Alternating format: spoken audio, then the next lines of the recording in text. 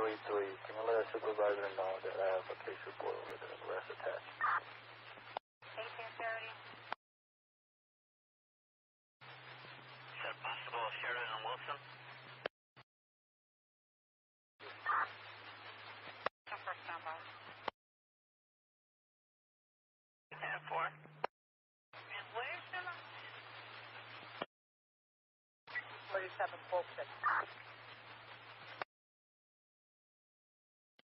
I'm sorry, we're not copying your lunch location. Try that one more time for me. 847 Fulton. 847 Fulton, okay. 10-4.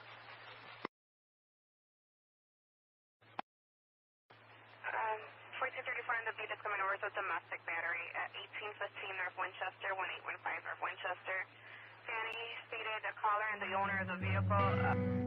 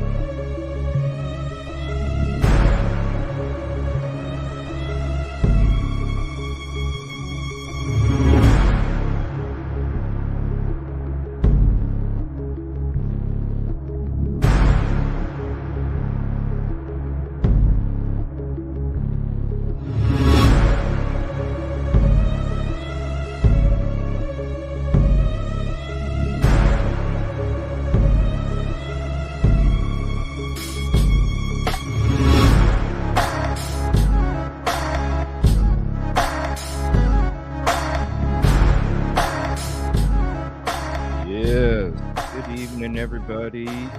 Good evening. Good evening. Hope y'all are doing well. I hope y'all are doing okay with all those crazy storms they got going on last night, today, and this evening.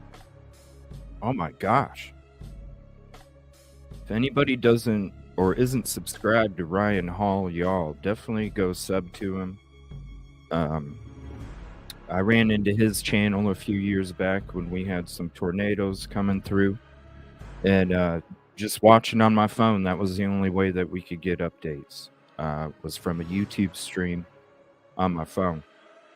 Does a lot of tremendous work for other communities that are affected by these storms as well. So if any of the mods are able to, if not, I could drop it in a little bit. Ryan Hall, y'all, was covering the storms. Did a huge stream today, just is available for all the people out there, even has storm chasers on there so you can see cameras, goes through all the alerts. These alerts were coming through before the alerts, even on TV. So definitely go sub to him. And prayers to anybody that's affected by those storms out there. I know there was a lot of crazy ones out there. So prayers to you. We got a lot to go into tonight as well. We're going to go ahead and say what's up to everybody. First, I want to say thank you to all the members here, community members that showed some love over there on Harsh's live earlier. Thank you so much. Appreciate that. I know he does too. Great conversation. Unfortunately, there were some trollish people in there. CJ's timing people out. No, not so slick, because other mods are able to see who actually times them out. So, not so foolish. You got to think better than that. You know what I'm saying? You got to think better than that. What's up, Detective Golden Numero Uno? Cherry number 2. Look at that. Oh. Somebody got a number 3. Jacqueline, Cherry or Jacqueline, one of y'all. Because wait a minute. Number 4. Oh, hold on. Nina, number 5. How are you? Thank you for all your kind words on all the comments on the videos. I appreciate it. And thanks for checking out the show. Yes, thank you. I appreciate that. Scarlet, number 6. Number 6. Hello, everyone. Hello to you too as well. Steve W. Ticket number 7. Hey. Oh, flashcards. Oh, that's the best. Flashcards, right? Kib Kitty, ticket number 9. Member for 7 months. Been here since day 1. Thank you. Appreciate the kind words and the support. Appreciate that. And that is a contribution call out. 1 second. Boom. Contribution call out. Thank you, Kib Kitty, for becoming a member for 7 months. Appreciate that. Hopefully, StreamYard doesn't throw the comments. Yes, they do. Fine like wine. Number 9. Fine wine does take time. What's up, Skittles? Ticket number 10. Thank you for hopping in. Yes, been here since day 1 as well. Appreciate you. Debre, ticket number 12. You had a very good idea, Debre. She left a comment on the video when we went over the last stream that we did, where we went over Valerie's appearance and went through the whole conversation. And then Silky Southern T and I were kind of talking about it. And Debre put I think we should. I think she said maybe we should go through all of the old episodes in order. And therefore, maybe we might, it's looking at it with a different perspective. So I was thinking maybe one night a week, we can dedicate to going through old episodes. But here's the thing when it comes to these old episodes, everybody.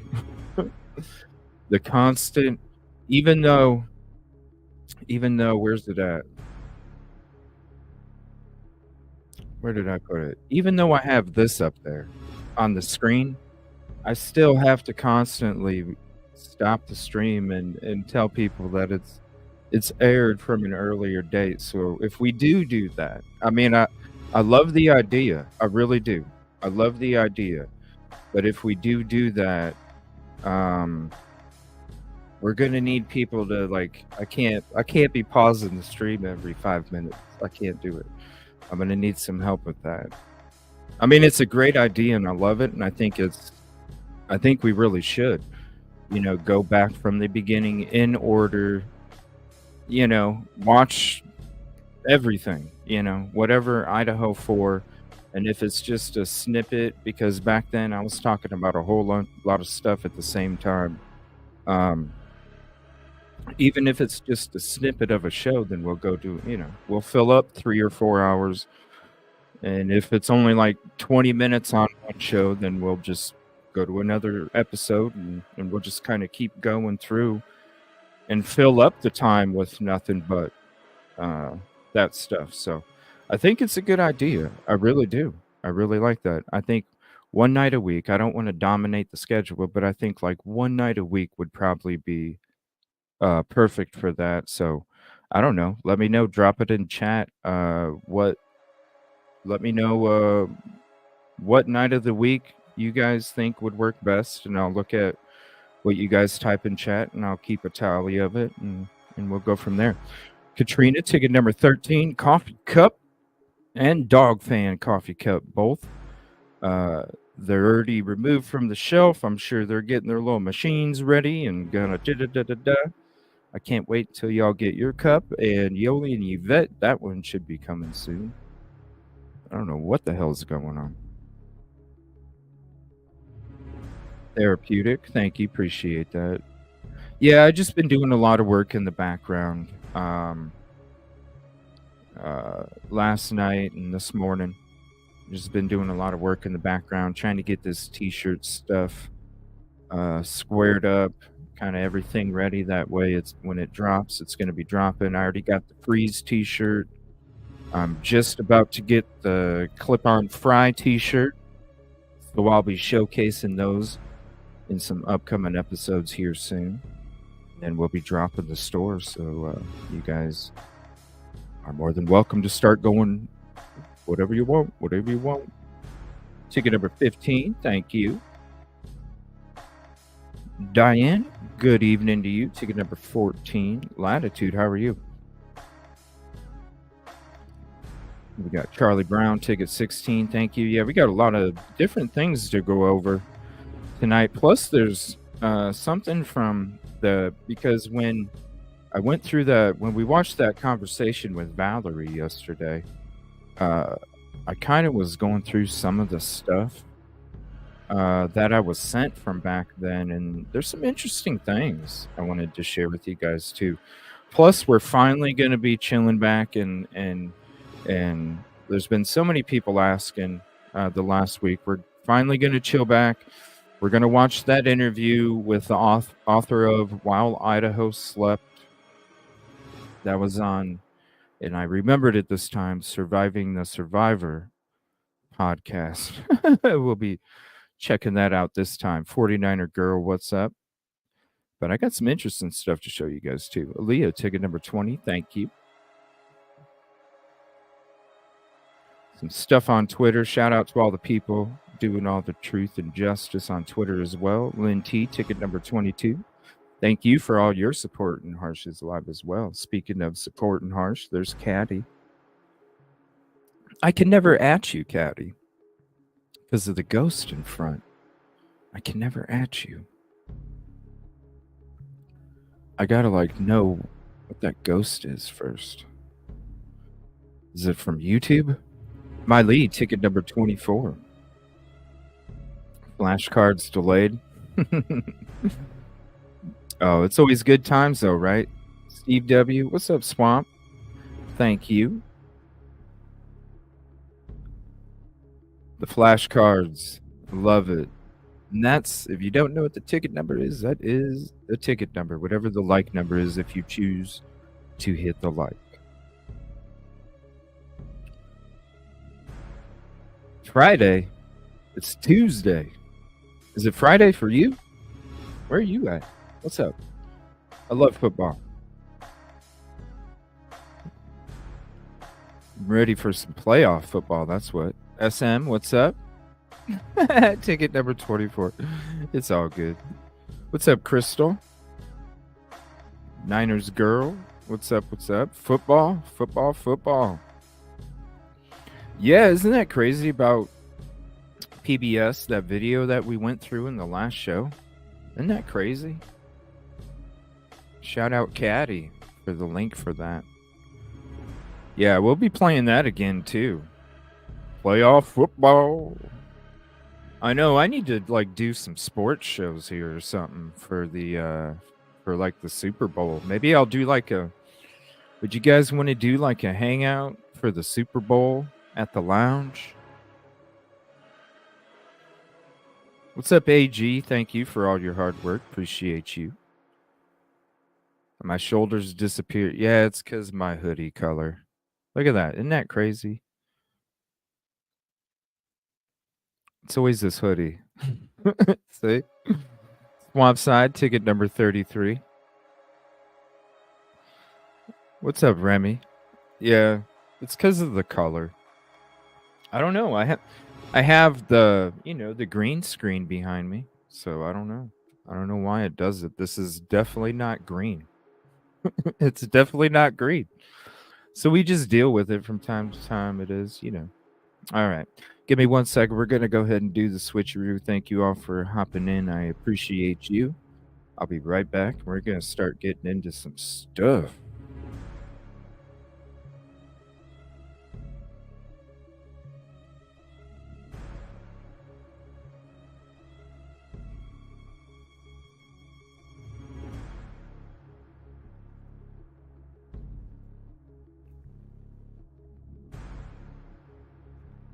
All right.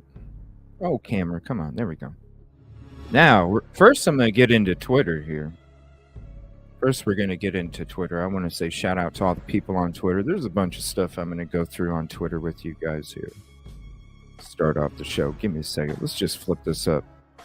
Let's go even more. Let's go right here. All right. And if you're not on Twitter, if you're not following me on Twitter, here's the link for my Twitter. And we're going to go through some things. I do retweet a lot. I do appreciate all the hard work that... Why am I so... Hold on. There we go.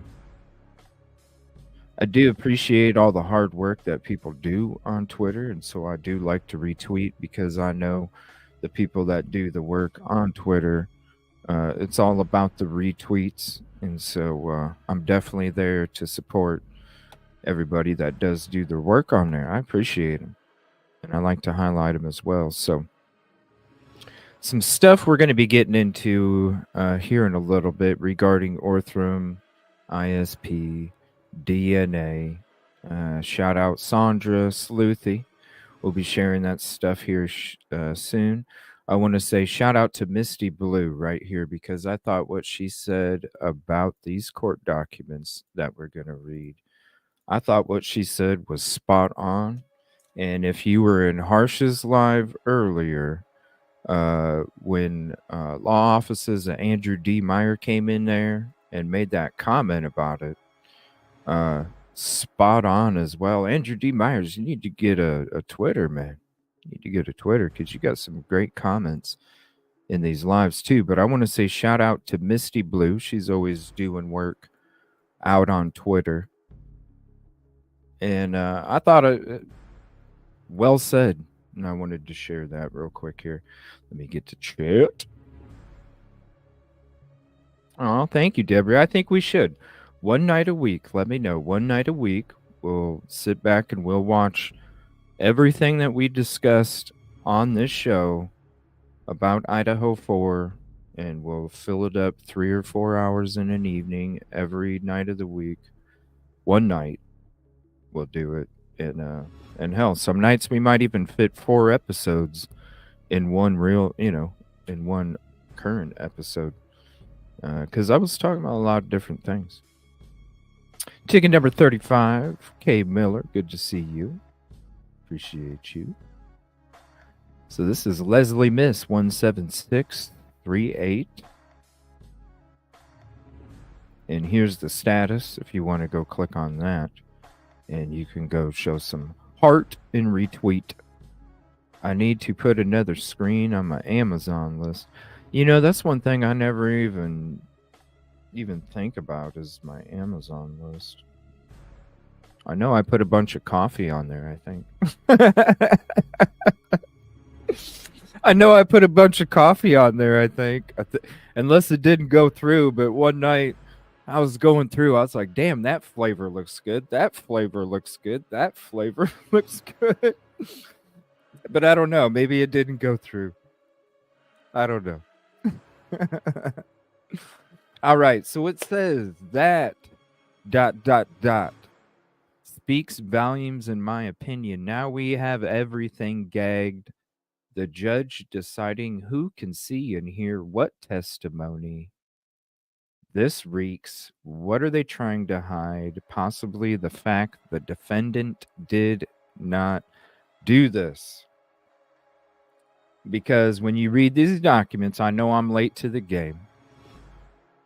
I know everybody's read them, and I know everybody knows what it says. But I couldn't have said it any better than Misty Blue, so I want to say shout out to Misty Blue. You know, because at first it was like, oh, okay, Twitter.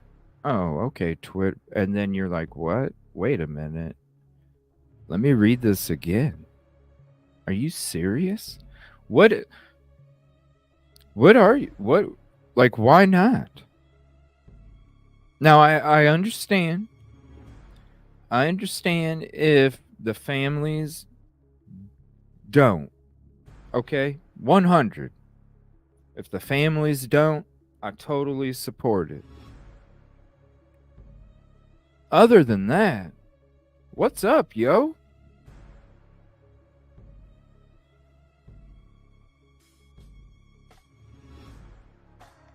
Oh, and Entenmann's, isn't that like a... Ain't that like a... is that like a fancy donut or something?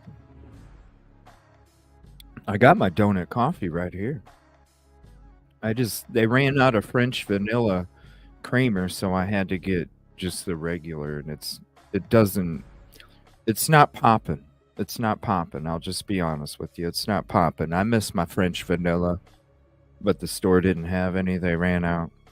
So, and I'm not really a fan of hazelnut. And they didn't have any cinnamon. What's the other one they have? Cinnamon toast or something. They didn't even have that. They just had regular. They had regular and one freaking hazelnut, and I'm just not down. Just not down with the hazelnut. I can't do it. I just can't do it. I know donut sticks with coffee is the best. Oh my gosh, donut sticks with coffee. Not necessarily donuts, but donut sticks. Yeah, cinnamon roll creamer. That's it right there. What is it, Crystal? Is it cinnamon toast? Is that what it's called? Cinnamon toast? Some kind of creamer. But I wanted to share that. And I'm going to share these real quick. Let's see here. We'll share each one for you.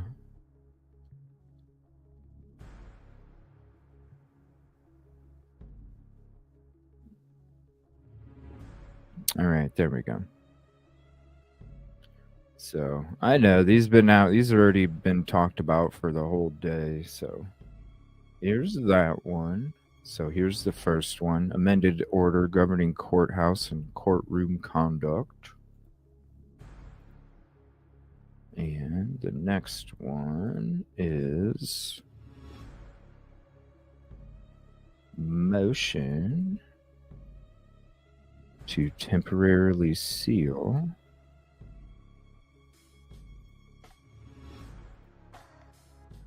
objection.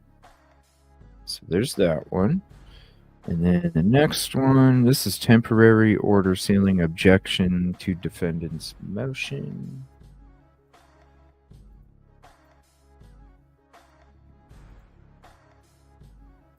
And there's that link for you.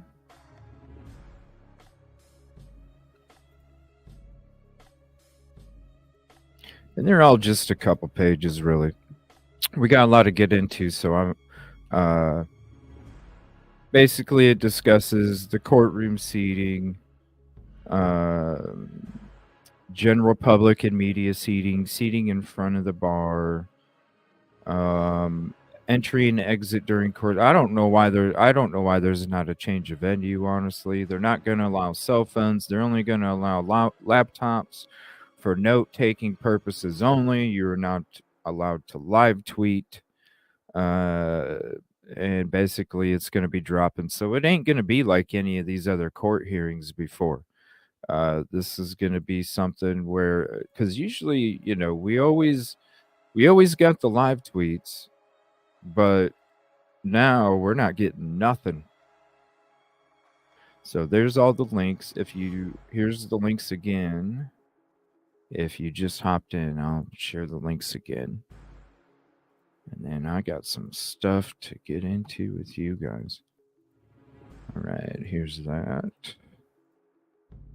Here's the next one. All three of them right here for you.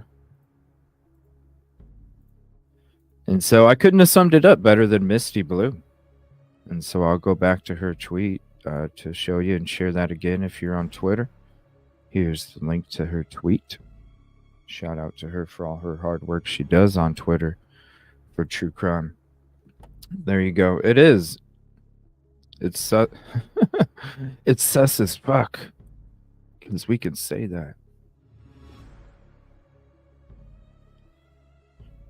What's up, Superior Dreams 19? What's up, Riddler? How you doing this evening? So yeah, cinnamon toast, crunch, coffee creamer. Thank you. It was something like that. Cinnamon something. I don't know. It's so good. Now you want to talk about an addictive creamer. Cinnamon toast is an addictive creamer. Oh my god. Ugh. Nevada ticket number 39. Thank you. What's up, Mary Burns? What's up, Julie? The DoorDash. Who knows about the autopsy? We don't even know for sure if Ethan even had two, But really, that cinnamon toast. Oh, I'm wishing I had it. All right, now read Misty Blue's tweet again. It says, "That speaks volumes. Now we have everything gagged. The judge deciding who can see and hear what testimony. This reeks. What are they trying to hide? Possibly the fact the defendant did not do this." Do you all think that... I want to ask you guys a question. Good, I'm glad to hear that, because if anybody just joining, Ryan Hall, y'all, you know what? Let me look him up so I can share him with you guys. That way, listen, this is anytime you guys are having storm, anything. This dude is on it. Definitely, and he does a lot of the work for the communities that have these storms affected by him. So please, definitely go sub to Ryan Hall, y'all. Even when you got to be in a basement for a tornado, when you got to be away from a radio, a TV, you always have your phone with you. Always. You always have your phone. So you always, if you got an internet connection on your phone, you'll always have Ryan Hall being able to give you the updated, before other people are dropping updates. That's right, Superior Dreams. Like, this dude is the bee's knees right here. So whenever we have these major weather events that happen in over here, I always like to promote this channel, because I'm glad that I came across this channel, because other than that, I would have not known what was going on in the storms that we were having when we were having tornadoes coming through. A few of them. It was nuts. What's up, JC? Thank you for hopping in. So if you're not, definitely go sub. He is a amazing gentleman, and for the communities as well. All right, let me see here. Now,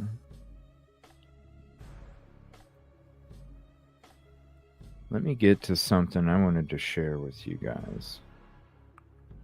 Now, this is from Caddy. Came across this, and I thought this was crazy. Let's see. One. There's 4 pictures I'm going to share with you guys here real quick. And I believe that the Caddy, remind me or correct me if I'm wrong. These were from Zaina's TikTok, right?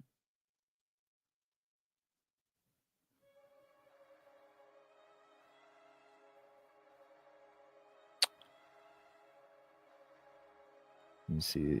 I got 1, 2, 1, 2, 3. I got one more to load here. And this is kind of, I don't know, this is crazy. You guys remember the movie Scream?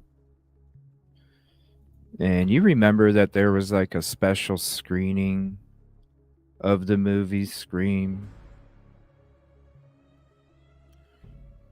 And like in the movie Scream, there's the funny guy that's always pretending to be the scary guy that's going to do something, You guys know what I'm talking about?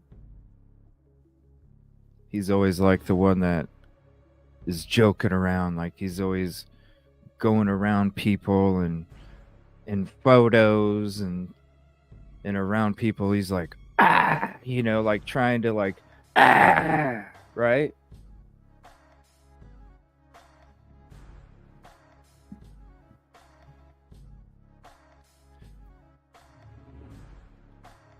Just look at some of these pictures, you guys. This shit's, I don't know, it's crazy. How can I bring it up more? Hold on.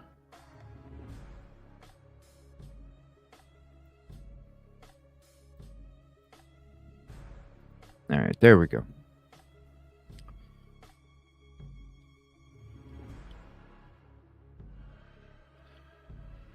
Now, so it looks like Kaylee, does it not? Oh, hold on, I'm blocking it. Let me get rid of me. StreamYard is like being stupid right now. There we go. All right. That looks like Kaylee, right? That looks like Kaylee.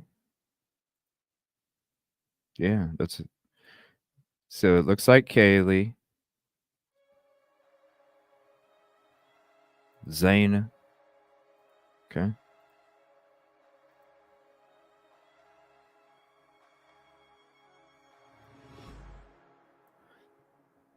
Now he's walking up behind somebody. Come on, StreamYard. Walking up behind somebody.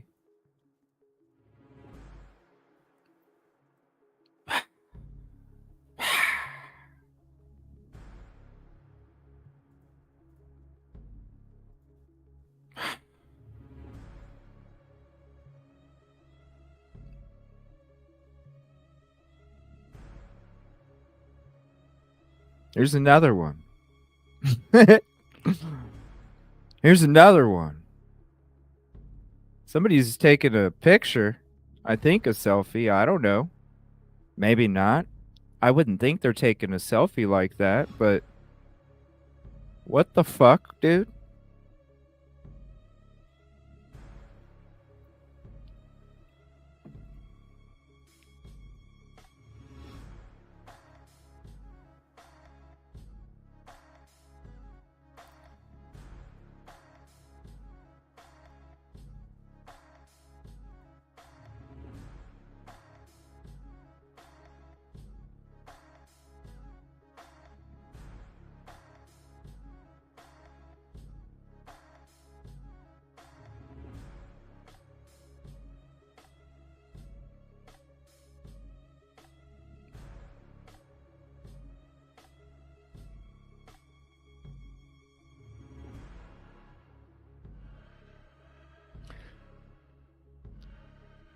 Remember the guy in Scream, you guys?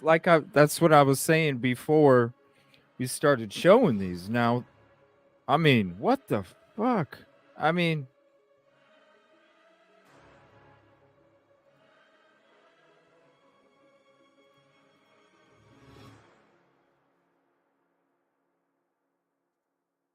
I'm gonna go back to this one. Hold on, I must have missed one because there's 4 of them, or is there 3? And maybe I saved it 4 times. Let me look.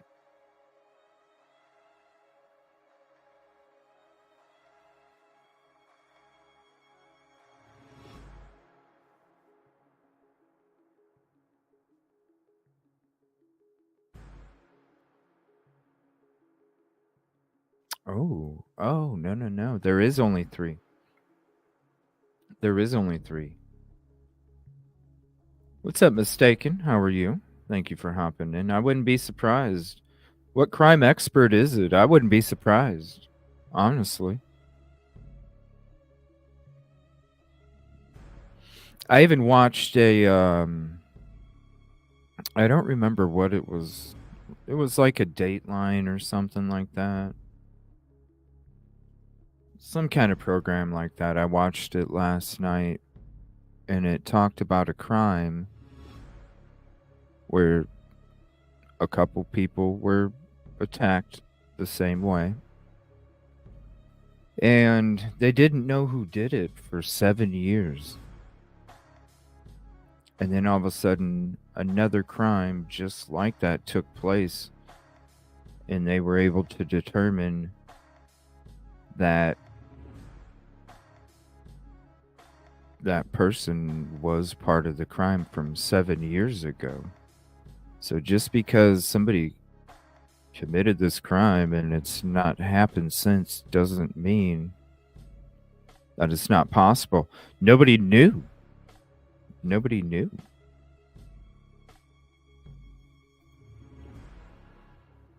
I don't. It says 12 yeah, it says 11/13/2021 on that one. There's a couple different ones. They're from different places. This was from a formal.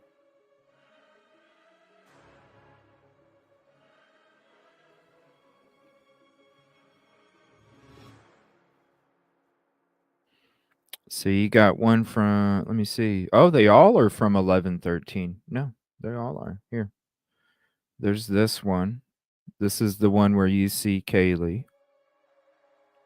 You see Kaylee in the picture. Well, no, you don't because my face is in the way. Hold on. Here, let me switch me over to here. Let's just do this. There. So you see Kaylee. You see Kaylee. 11/13/2021. So it was a year. Oh, wow. Nice. I like him. He's awesome. I was like, when I had just started my Twitter and I was starting to follow some people, that dude, he was awesome. He followed me back and he started liking some of my shit. I'm like, damn, hell yeah, man. That dude's, I already got 150 respect right from the get.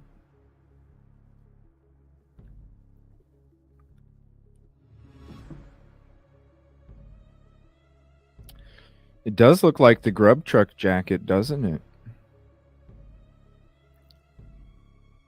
Oh my gosh, it does. That does look like the grub truck jacket, or the jacket before the grub truck, I should say.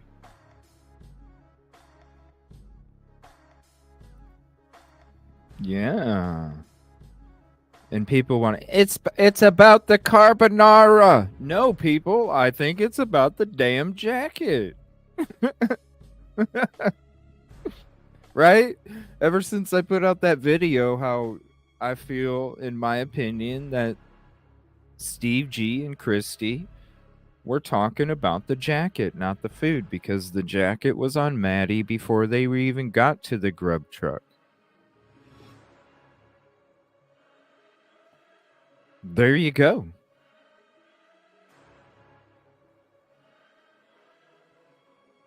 I don't know. Is it the same?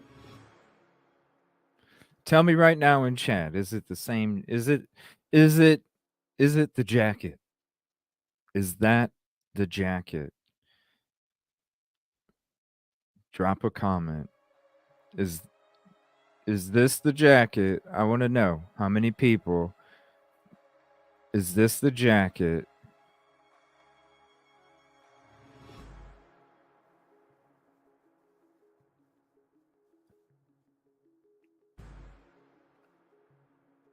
Is that the jacket that was on the fire hydrant?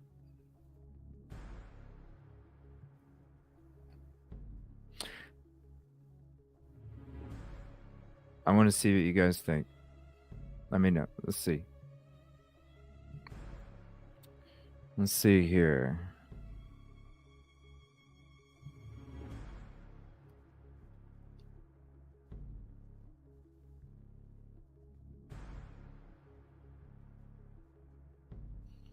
How can I... Hold on. Let me see here. Let me... Hold on. Let me do this.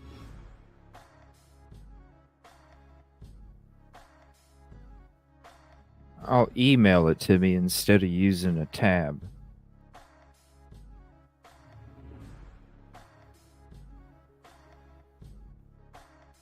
All right, here we go.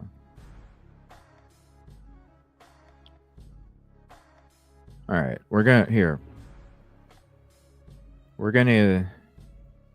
I'm gonna zoom it in as best as I can. Let's see. So it's the same picture, okay? Same picture. Same picture. That's Kaylee. All right. Look at there. Look at the jacket.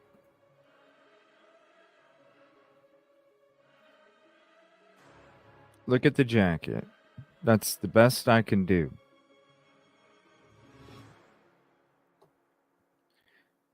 Same jacket, same jacket, same jacket. Sure looks like the same jacket. Think it's a blazer.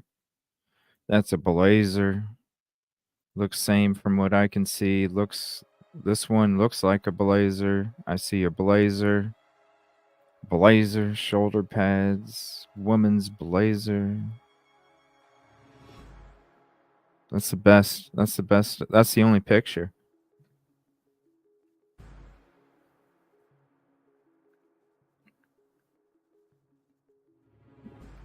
The banner is not in the way, Yoli. It's not in the way. See?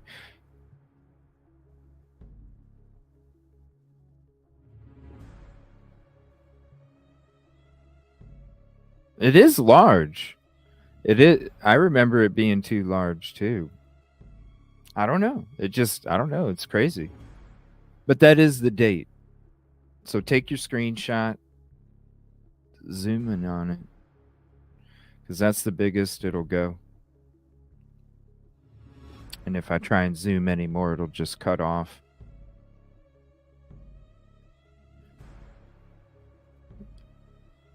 It looks more form-fitting. What's up, Mary? How are you? Like a man's jacket? Yeah, that's right, Deborah. Like they borrowed it from the Corner Club. You know?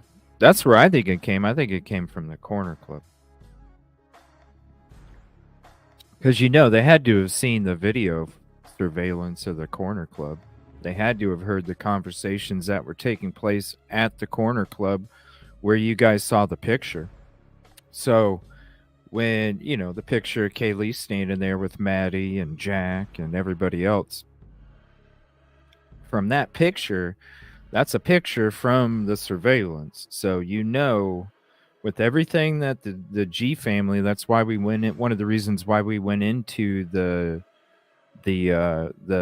series of the key interviews was because also realizing the little things that they know, or maybe just other things that, because they speak from the heart, and so it was heartbreaking, definitely heartbreaking.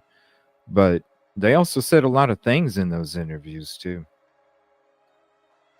So I don't know. I don't wear it, so I'm trusting you guys. That's why I asked you guys, the ladies that wear those things. Do you? What is it?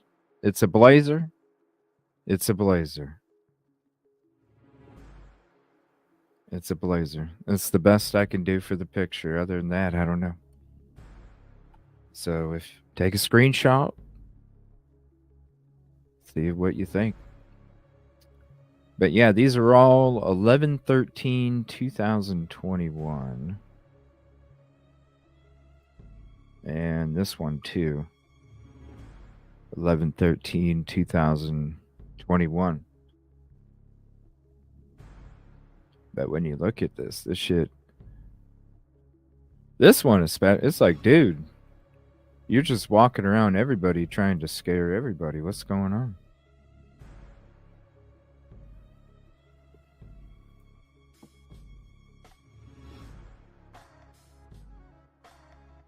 I don't know. Black blazer. There you go.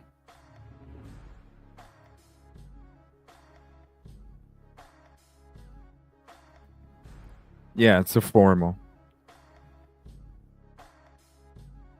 What's up, Knowledge? How are you? Space Junkie. Not the SUV. What's up, Crime Solver? 2021.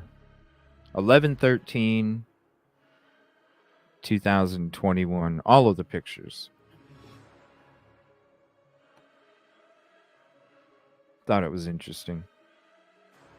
Also, I want to say shout out to Caddy, because this is another angle. This is another photo of 1122 King Road. Because you've only seen that one photo, where it's kind of like real grainy and dark, but this one's pretty clear. So this is what it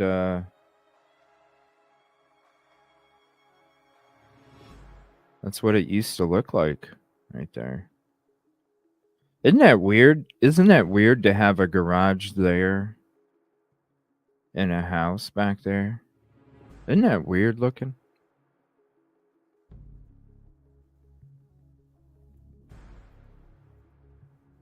It's just weird looking.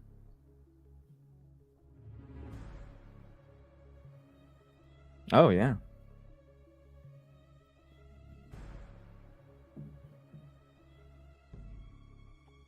Look at how all the trees are just crazy. I mean, look at all the leaves too. That had to be a pain in the ass to rake. And then look at the house. It's crazy, surrounded by all those trees, and it's so dark. Shout out Caddy. Appreciate it. Let me see here.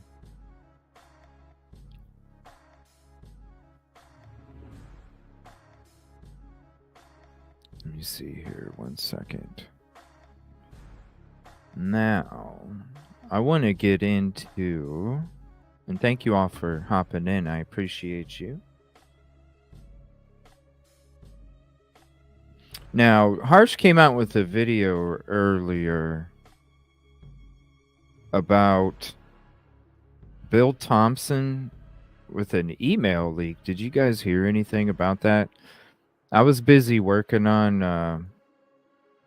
the store stuff, and I really didn't have my ear to the streets of the true crime. And I'd never. What is it about an email that got leaked?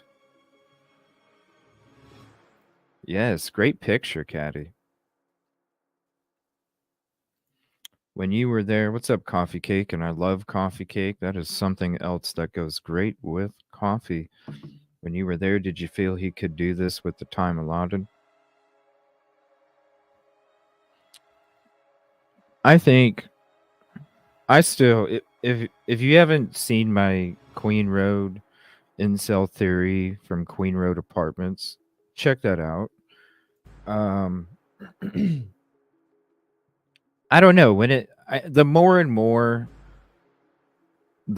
more I do think that somebody maybe really could have done it in that time period if everybody was intoxicated and getting woke up from being asleep, because you're already going to be confused and disoriented, and you're trying to figure out what the hell's even going on first. To say that I don't think anybody heard it, that's crazy though. But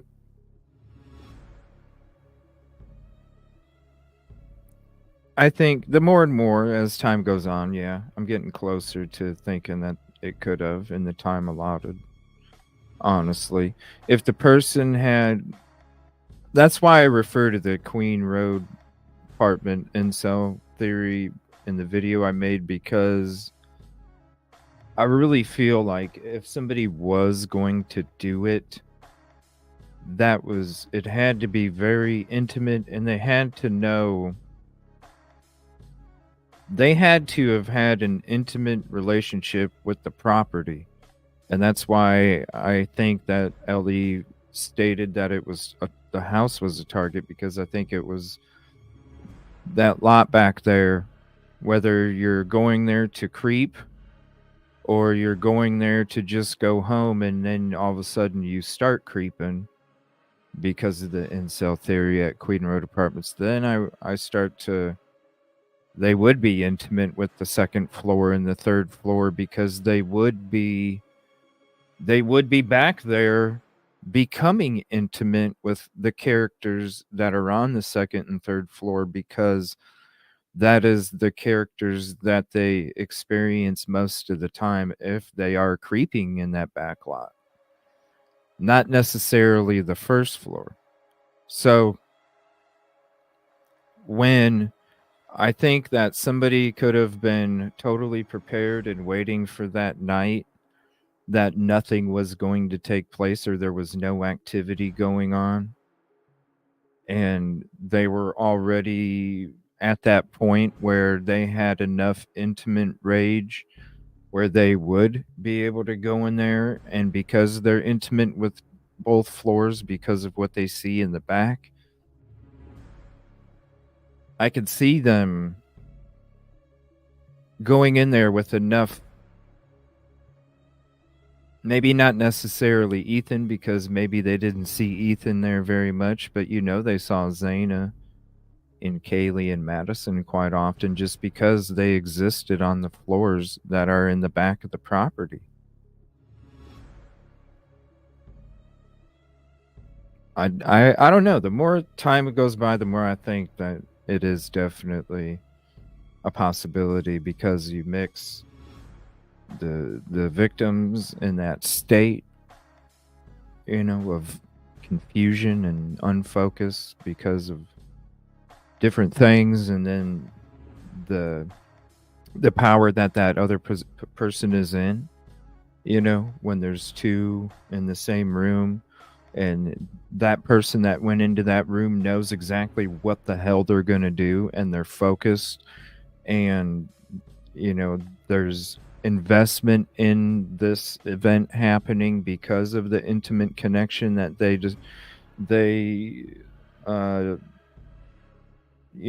that was created inside of that person, and they go in there, and yeah, I mean, I could, honestly. Yeah, this is an old pic. Let me see if there's a date on it. There is no date on it. There is no date on it, but that is, yeah, that's an old pic there. Didn't it look weird though, how the garage was setting off to the side like that? We saw the other angle before, where the other side of the garage, we saw the right side where it was like sticking way out of the ground. But this is crazy, because when you look at it, it's almost like, I don't know, maybe it's my eyes playing tricks with me, but it's almost like that parking lot is a lot flatter, and it seems to drop way frickin' down right behind where that car is. And so maybe when they did a renovation on that lot, they kind of gave it that slope that it had when the crimes took place after they took the garage away. I don't know. But to me it looks like it's pretty flat from where the garage is at to the house. I don't know. Maybe it's just my eyes playing tricks. The email leak is on Andrew's channel. Andrew Myers. Thank you, AG. Andrew D. Myers has it. Well, Coffee Cake, this is what I'm saying. Definitely, here, let me get the link for my incel theory at Queen Road Apartments. Definitely check it out. Because when it comes to the dog, I think they would already know that the dog was a lovable dog that was a party dog. So do me a favor, check this out. And leave a comment and let me know what you think, Coffee Cake. Let me know what you think.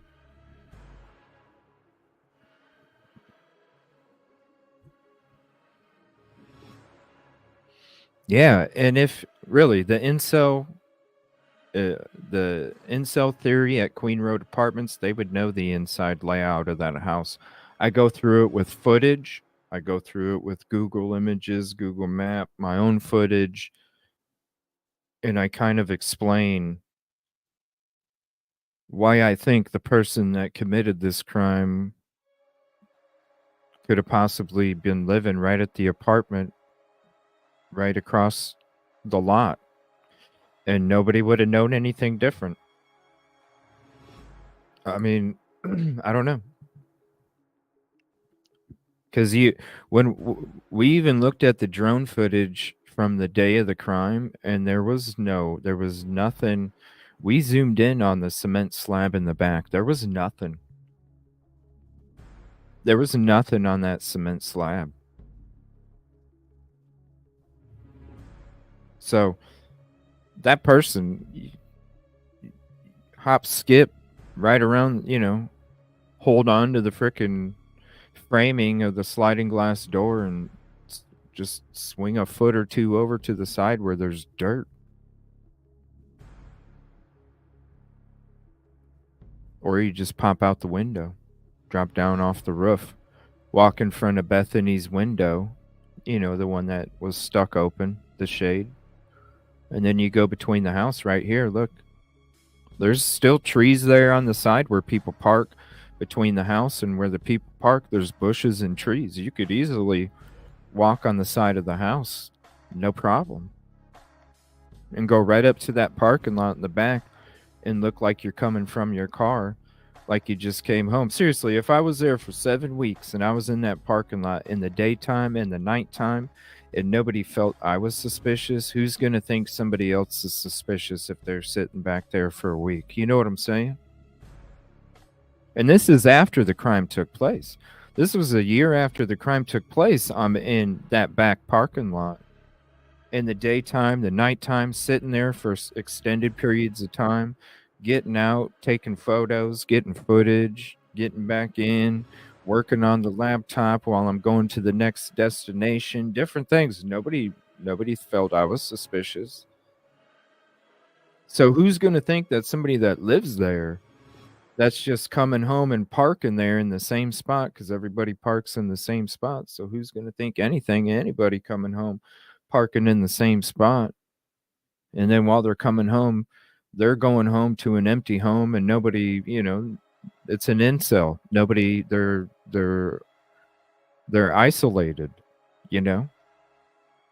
So then they just are coming home to park, and then they see all these people having fun, playing loud music, having fun. They don't get any, Maybe they tried to introduce themselves and they got shot down and they got embarrassed or something, and who knows? They could have. I'm just telling you, when you're back there, you see everything. You can see everything that takes place on the second floor, the third floor, and it's so dark back there. Ain't nobody gonna see nothing. They won't be able to see you. There's no way. So I thought that was interesting. So Andrew D. Myers has a video about the leak.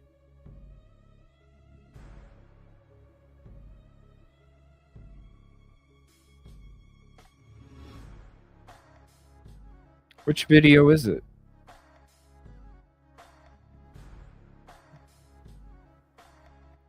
There's another drone footage. I'll share it here. Let me get to my here. I'll play that while we're chit chatting, because I know it's right here. There's a couple public hearings the city of Moscow had. What'd you think about those, Caddy? I thought those are pretty interesting. Doesn't it look like people? I don't know. What do you think, Caddy, when it comes to these city committee meetings and things that they stream? Do you think it's Did you think that it's I don't know, like a bunch of people just getting together deciding on shit where you're like, some of the things that they're deciding on, it's like, does it really freaking matter? Like, it's like, I'm trying to find the word. What's where they just it's too much. It's like it doesn't even need to be that deep, you know? It don't even need to be that deep. Oh, I can't. It's a management word. It's where they over. It's a management word. It's where they over. Now I'll remember it here. 2 days ago. Let me see here. Let me go to his channel real quick.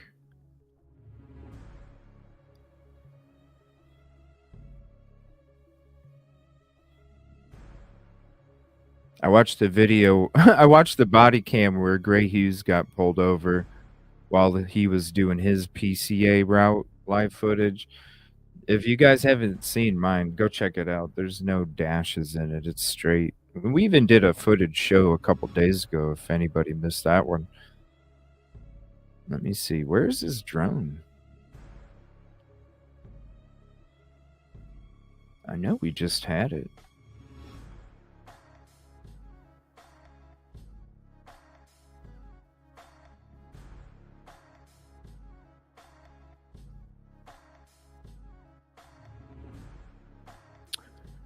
Did it go away?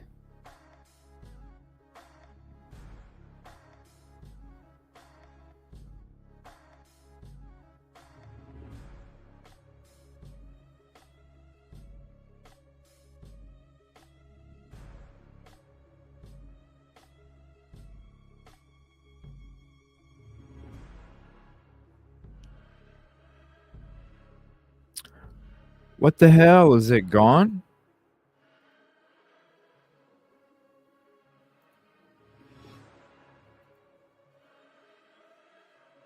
Hold on. Let me check another folder here.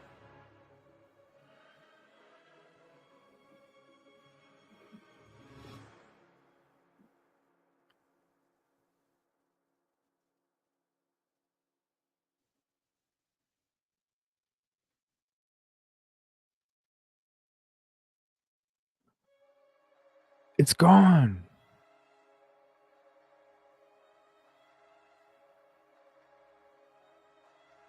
I don't even see it in my other folder. Is that video gone now?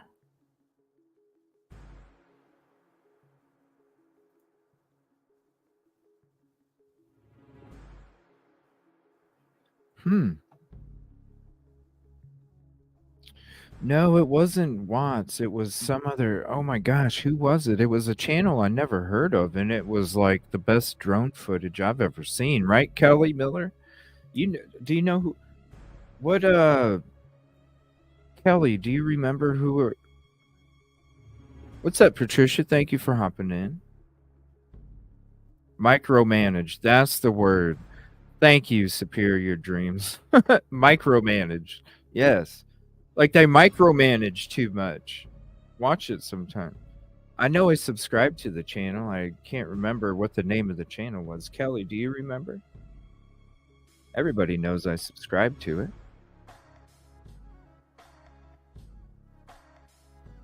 I'm trying to think of the frickin'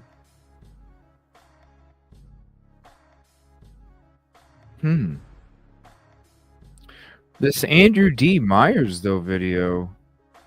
I'm gonna play Harshes because Harshes is only like 7 minutes. But let me see how long Andrew D. Myers is. Is it the one that is? Let me see.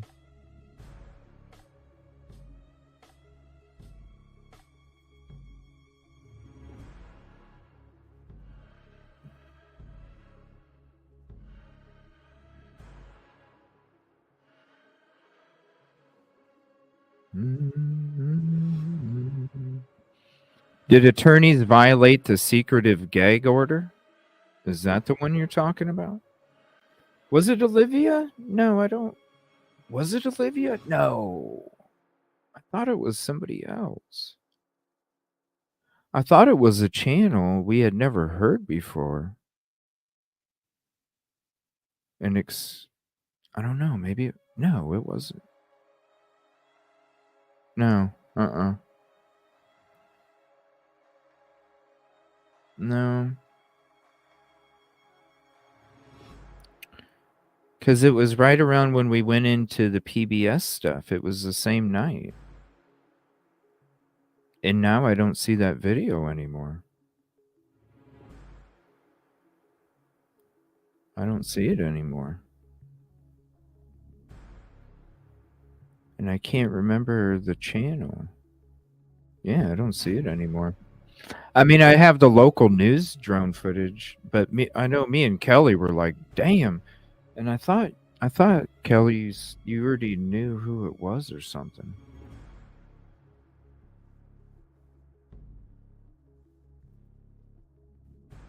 It was Twitter? Okay. Damn. So we have to go back to the old show. Well, I'm glad that... Yeah, we'll just have to go back to the old episode. What exact episode was that we watched that on? And I'll just drop the link to that episode in chat.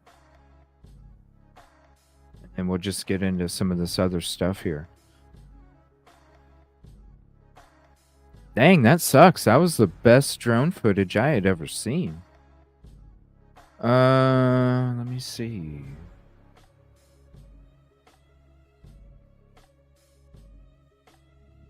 The day BK was arrested, I think. That special that we did, or when we went into the GFAM interviews part 3. Something like that. Yeah, we'll look for it. All right. So let me get to this harsh video about Bill Thompson's leak, and then we're going to listen to this interview from the author of While Idaho Slept. I've been meaning to listen to it with you guys for a long time, for months, and we're finally going to chill back and hear what he had to say on surviving the survivor. Oh, hold on a second. Okay. Yeah, that one's quite a bit. I don't think we'll be able to sit back and listen to that one. So we're going to check out the one from Harsh. And if you weren't part of Harsh's live earlier, you definitely should go check it out. Very interesting conversation, too. So here is Harsh's channel. Here's the link.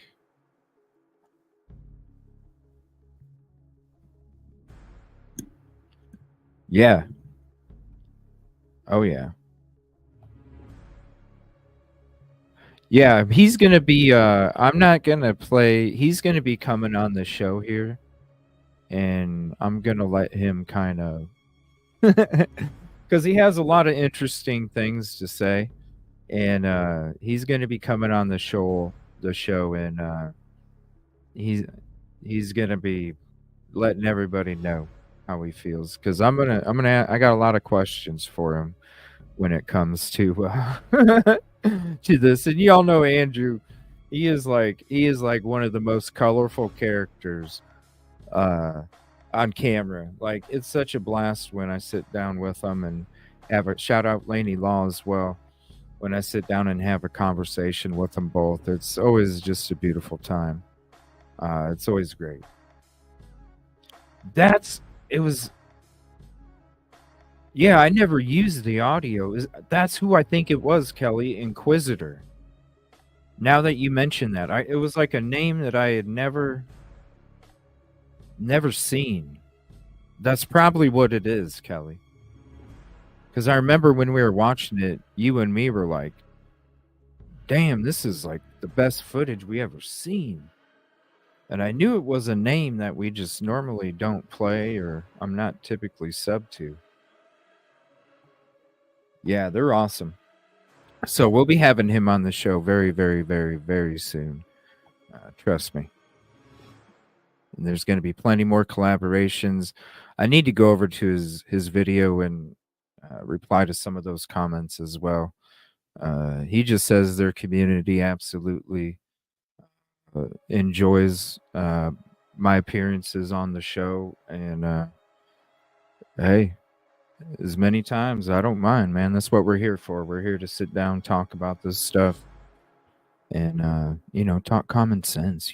So shout out to all his community out there. If you're over from that community and you came and gave this community a shot, I appreciate you very much, and thank you for coming over here to check out the show. I really do appreciate you, because they're beautiful people. They're beautiful souls, and it's always about the peace, positivity, and progress with those two. So I definitely appreciate them very much. All right, let me see here. So Harsh, he's going to be talking about this leak. Well, hello there. How is everyone? I hope you are all well. You're looking amazing, by the way. Absolutely shout out Harsh. Amazing. Better than me. I've got a bit of headache today, a bit of a thick head, but I'm pushing through. I'm getting through it. What's a headache? What is a headache? Nothing. I just need to drink more. Drink water. Yes. Anyway, we're going to be touching on something that's in the same vein as this morning. This is video 2, by the way, of 2. No, video 2 of 3, because the live stream in a few hours' time. But we're seeing more court documents come out, and part of the court documents are saying, look, they're stopping anything to do with anybody else having any way of communicating what is happening in the courtroom during these sessions, the Brian Kohberger trial. So, and again, if any of you guys want the docs, let me know. I'll share all 3 of them. I'll drop the links in chat if you want them. Just type in chat, can we have the docs, and I'll drop each one of them for you. What they're doing is they will be live streaming it. They will be the sole people to live stream it, but they can cut it at any time. So if somebody like Bethany Funk, for instance, or Dylan Mortensen comes to the stand, they can switch it off so people don't get to hand. So if one of them was to say, help, they've coerced me, like a burst out like that, it's we wouldn't get to see it. I'm not saying, I'm just, anyway. But what I do, like some people raised a valid question. That is, look, everyone's gagged. No one can say what they want to say. But it would seem Bill Thompson, he can say pretty much what he wants. And he doesn't seem to be covered by the gag order. Because back here, the spokesman review, this was in December 27th. He actually spoke to fucking media. Could you Adam and Eve it? And so it's talking about the obviously this has been and gone now. The house is now gone, but it's saying that the house is going to be demolished this week. Here's why the defense and prosecution are okay with that before Kohberger's trial. Now, I know some people are going to turn around. They're going to argue that this isn't important enough to have an impact on the case, but a gag order is a gag order, and Bill Thompson is smack bang in the middle of it. So I don't see why he should be speaking to the media whatsoever about anything. Again, this seems to me that this is about, I can talk to the media, I can talk to people when it suits me. and I can say what I want to just give enough of a nugget that feeds into a certain narrative, it's gonna control a certain mindset, and that is, this is going to feed into that. Oh, they've got everything. Then they're confident, which prior to trial is going to further feed into Brian Kohberger 100% being guilty. But then we've got what happened earlier today with the court documents painting a very different picture, that there is potentially things that they don't want the public to see in a situation that should be completely and utterly transparent. But anyway, what am I talking about? Look, it says the home where 4 University of Idaho students were stabbed to death last November in Moscow is set to be demolished on Thursday without a walkthrough by a jury, because it is so substantially different now than at the time of the homicides, according to an email from Latah County Prosecutor Bill Thompson. And then it goes on. Let me just read through this. It just talks about the crime itself. The demolition of the home donated to the university after the students' deaths was allowed by both the prosecution and the defense, according to a release from the University of Idaho. See, that's quite clever wording, saying that it was allowed. Well, to be fair, it was the university who wanted to knock it down, and the defense and prosecution just didn't argue it. It's making it look like the prosecution and the defense actioned this. There's nothing to do with that. The university wanted a shot of it. The university planned to demolish the house in August, but it was delayed. The FBI returned to the property in October to scan the home. Funny that, isn't it? It's delayed. First of all, you don't need it. Then all of a sudden it's delayed. Then all of a sudden the FBI turn up in the property to complete their final walkthroughs. What did they need to do final walkthroughs for? This bearing it, I don't know. It fucking winds me up. The Gonsalves family attorney Shannon Gray wrote a statement on behalf of the family about the decision to demolish the home, in which he writes the house is one of the most critical pieces of evidence in the case, and that there is still value to keeping it up. And then you've got down here. Let me go and find it. Where are we? Bill Thompson, the lead prosecutor on Kohberger's case, wrote in a December 22 email to the university that the state-led team anticipates no further use of the home. So he's writing to the university saying that they have no need for it, no use for it. But then that email is getting leaked from someone to media. So I just don't get it. I genuinely just don't get it. It's bizarre to me. It's bizarre to me. They just seem to be, nothing makes sense in this case. The house being knocked down. They're knocking it down because it's not needed. It's so different, blah, blah, blah. But yet they're going in there the days up to the fucking thing coming down. Like literally the days before. Going in there at the last minute doing stuff. You've got a gag order that you've got this guy emailing, and then somebody reporting to the media that he's been emailing, discussing shit about the fucking house. You've then got situations where you're seeing documents saying that they're going to control what is going on in this courtroom, and if at any time they want to cut the feed, they're just going to cut the feed and hide what's being said. It's just bizarre to me. Absolutely bizarre to me. I don't get it. If you've got media in there anyway, and that media has the ability to go after the fact and say, so-and-so was in there and so-and-so was saying this, so-and-so said this. I don't see the difference between that being reported after the fact and having the cameras rolling.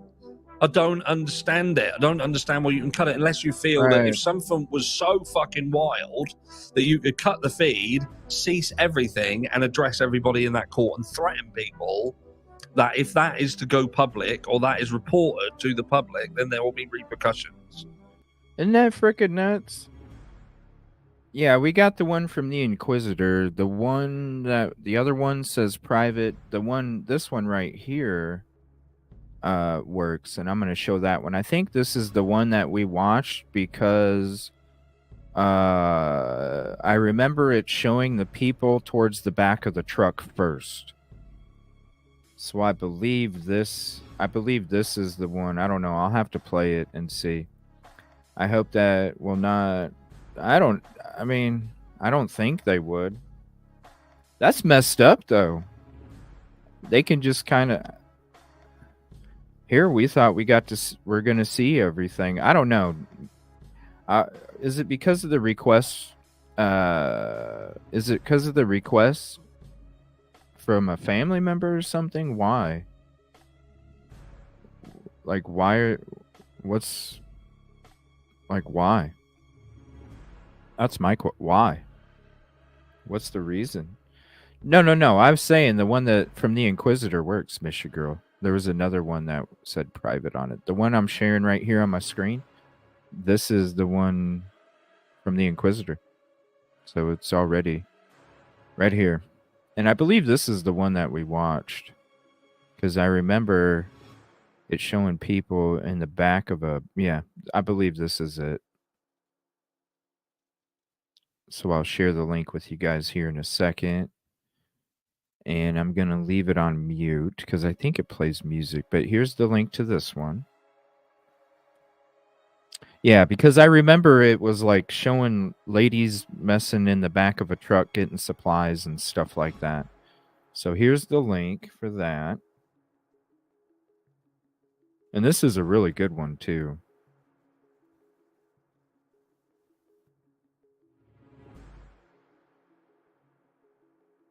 And if anybody wants the link again, let me know. I would love to, Debre.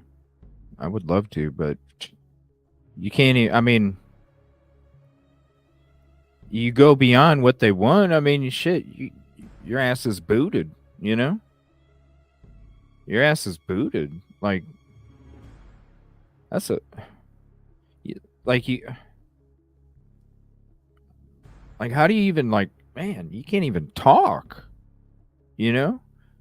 You can't even talk freely. Like, say you did go, right? And then you were going to talk about stuff on a show, like, that, it would be nuts. It was expensive. Just for a week, it was crazy expensive. This was the day of the crime. You can see all the people kind of going through there. This had to be, I mean, hell. You could probably just compare it to the vehicles that are parked on that. You could probably just compare it to these vehicles that are parked right there. You know? I'm surprised they were allowed to park like that, because you're not supposed to park like that on that road.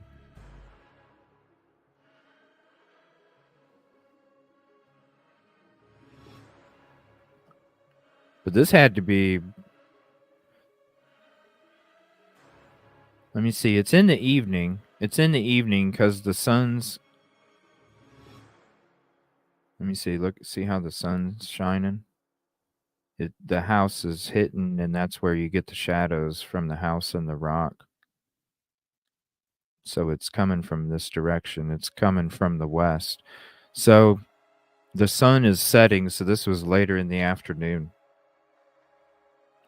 This was close. This was later in the afternoon.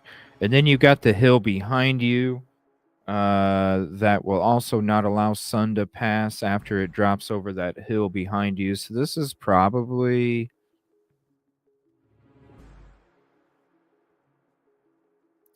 Maybe this is the next day. Well, the victims' cars were there for almost a couple weeks.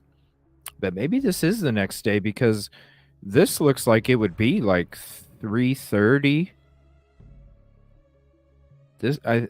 I'm trying to remember because when I went there, the sun set at like 4:15, 4:30. It started to set. So I don't know, around 3:45, 4 o'clock, maybe. I'm thinking. What's up, John? I'm thinking. Like 3:30, 4 o'clock, something like that.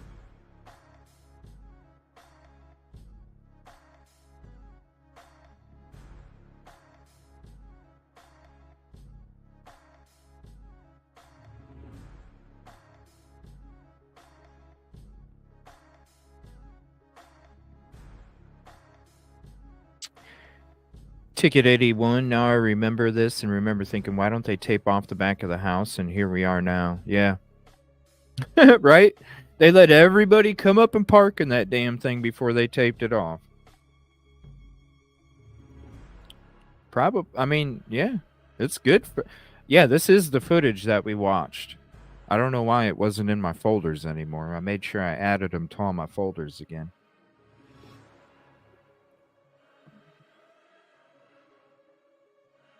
Ticket 82.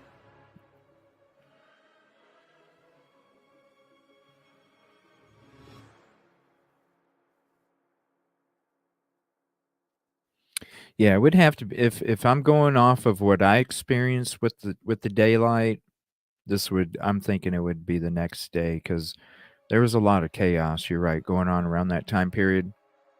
Not much going on right here.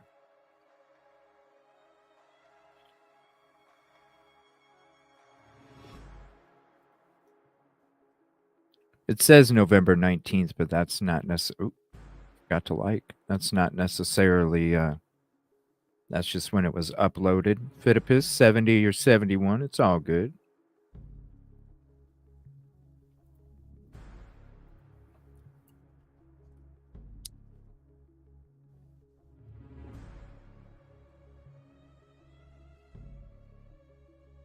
Really good. 2 of them? What do you mean, Phidippus? 2 of them coming at the same time.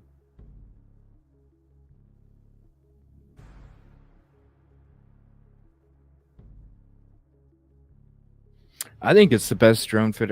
There was that other one from King 5 local TV, but which has some good angles too. But I think this one's got a lot of, like this right here. It's got a lot of good zooms on the slab, cement slab in the back, the pipe, the rocks next to the house. Very interesting angles. But they don't go in the back lot, but that's all right.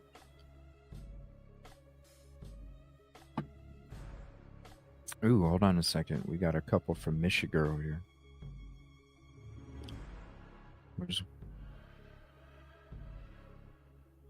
Where's one?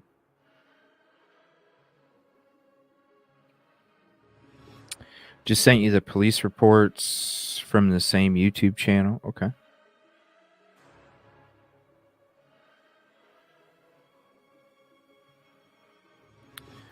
The MPD report log I sent you from 11/13 include the unconscious person report, typically 62. Thank you. Let me see. Let me check my email here.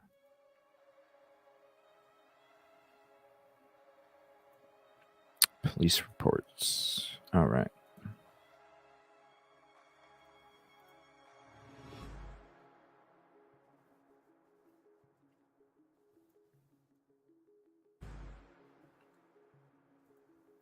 Make sure I am subbed. Yeah, I am subbed. What is it again? Inquisitor, the Inquisitor.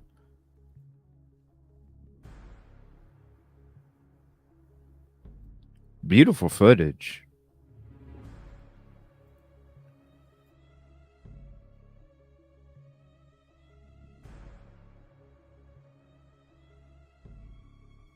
Plus all the people in the back, you know, catching all that. I don't think so either, Jeremy. I mean, you got to remember they're just used to. They didn't even rank up from reports because they barely wrote any. They ranked up from their underage drinking task force because 2/3 of the time they would probably run into somebody that was underage. You know, most students aren't legal to drink yet. So they had a 2 in 3 chance of, you know, ranking up. You heard it from Rosendahl himself. Great footage, though. This got some good stuff coming to the back, too. The zoom-ins on the cement slab and the rocks that looked to me like they were disturbed. Thank you, Kelly, for sending this link, and Michi Girl as well.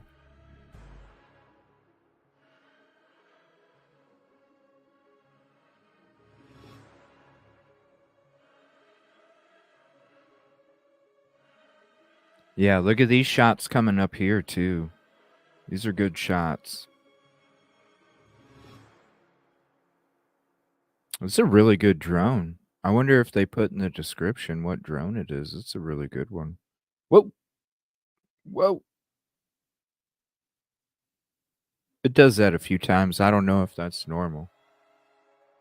I've never had one, so I have no idea.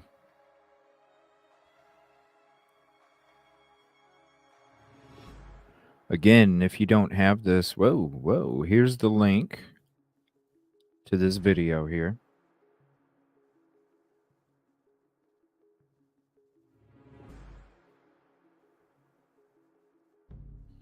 We've always wondered that, mistaken. That's why I'm saying, I mean, who's to say they didn't pop out that window when you hear the stories about how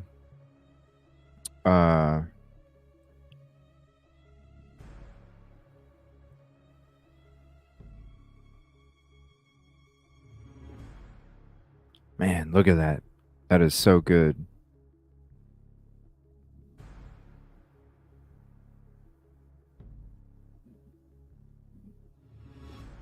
When you hear the stories about how, you know, there was supposedly a struggle to open the door, you know what I mean? You kind of wonder.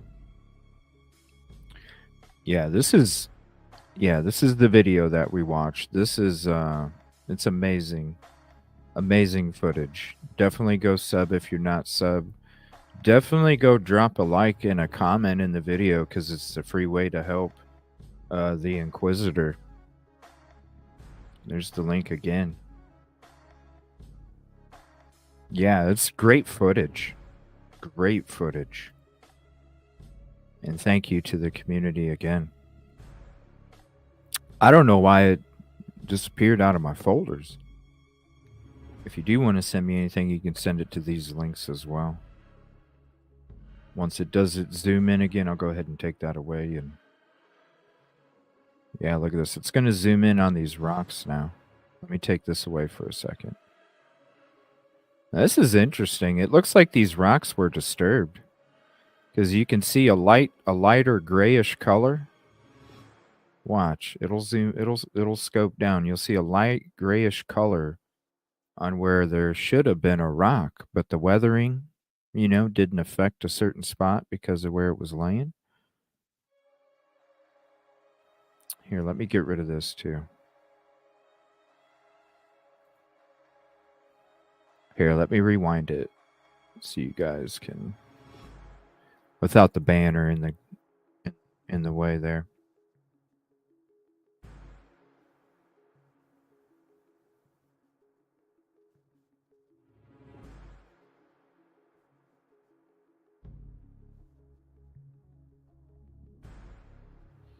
Yeah, you see that grayish part right there? It's like a rock was disturbed.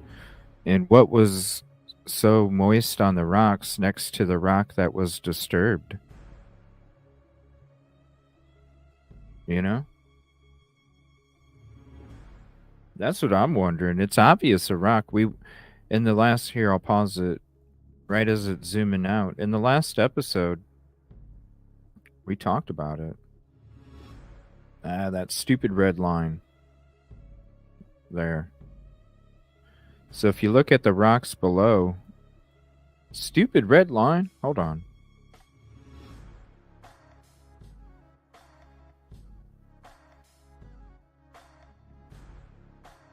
Maybe go to here. Let's see. I have to pause it, but that damn red line gets in the way. All right, there. I'll pause it right there. You see? Right there, there's that lightish spot that wasn't affected by the weather, and there's like blocks for the retaining wall just right in front of it.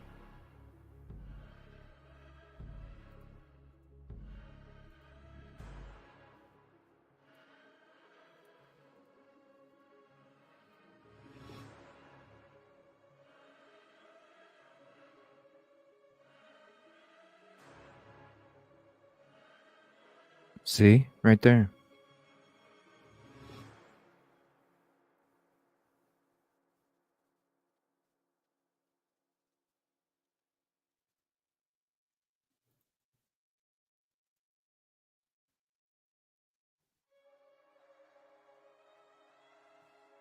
I don't know. What do you guys think that is on the rocks? It's not water. It's not water.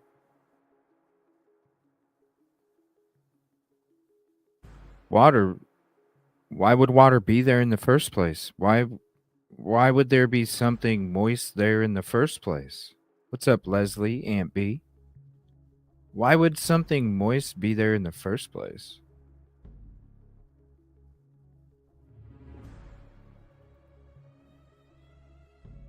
And then you look at that rock next to it, you know, the other ones. There was a rock sitting there. You can see how the top rock is on a half of one and a half of the other, right? That's where the discoloration is. That's where it's a lighter color. Because it wasn't affected by the weather because there was another rock that was sitting on it already. And then you go back here and you see a bunch of rocks that are just laying all over the ground. Well, son of a bitch. So why are those two rocks retaining bricks, whatever? Why are they moist? It's not like an LE was just walking through something and stood there and said, "Hey guys, come here." Why would those two rocks or bricks or whatever, why would they be moist? Shout out again to the Inquisitor. I got to throw that back up there because this is great footage. But it's not melting snow because there's snow off to the side too. There's no other rocks that look like that. Look. What other pebbles, even if it's not part of the retaining wall, what other rock type material has that? It doesn't. I'll pause it right there. What other has that? There, if it was melting, it would be melting on the other rocks too. It does look, I mean, to me it looks like a disturbance. You got the same like retaining wall bricks right in front of it, almost scattered, couple of them. You got weathering. You can see right there, you got weathering. So to me, that says that a brick was there. And then you got two next to it that are wet. I wonder if the one on the ground is wet too. We don't get to see that. I don't know. I'm thinking if it was melting snow, the other ones would look the same that have snow on it too. There's nothing. Take a screenshot. I don't see any other kind of moisture on any of those other rock-like structures, even the ones next to it.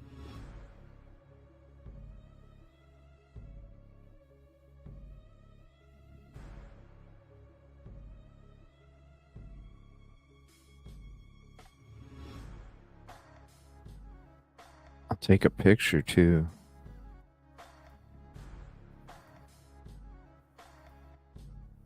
Let's see.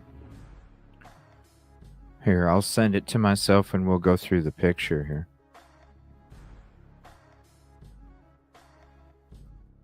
Let's see. Where is it? There it is.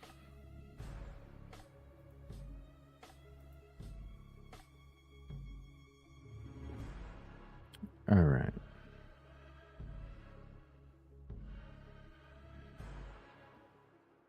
Yeah, you don't. That's zoomed in even more. I might as well throw this back up since I'm not blocking anything.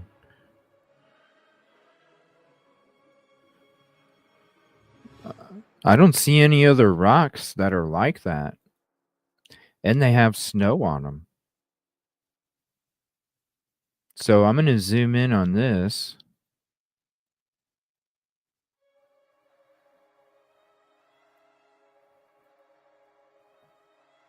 Like a boot print? Like a boot?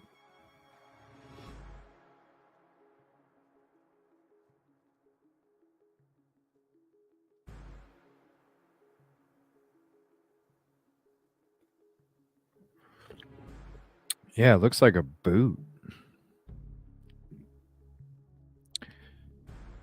Like the tready parts of the outside of the bottom, you know? The parts that will collect. The parts that'll collect on the boot.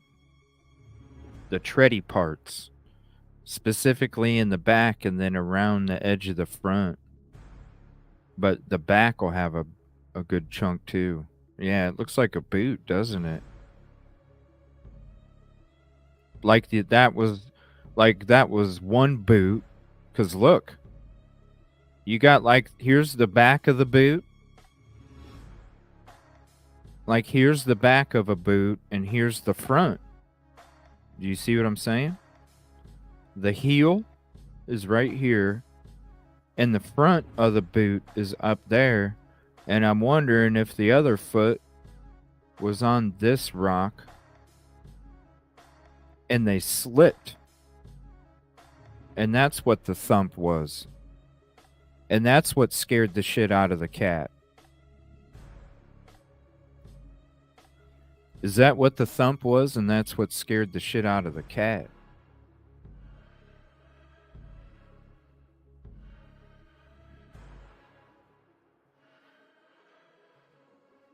Oh, I certainly couldn't tell what kind of boot it is.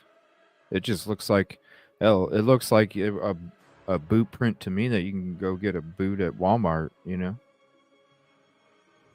Anything with the heel and the tready parts on it. What? I can't even think of just regular utility boot.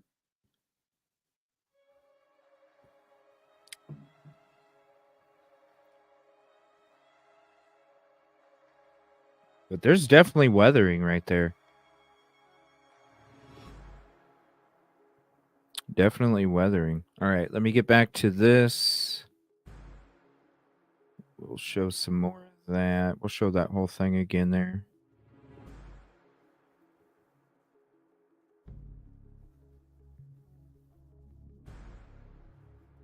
We'll go back to the picture here in a second. I don't know. I'm sure you can look it up on Home Depot or Lowe's or something. It's probably just some regular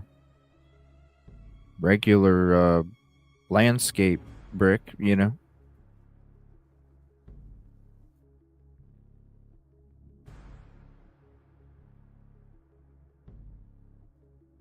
Yeah, like a fallen rock. Or somebody even falling and going, fuck. Shit. That's not going to get picked up on a 11, 12 audio of a ring. Shit. But somebody fucking falling damn straight.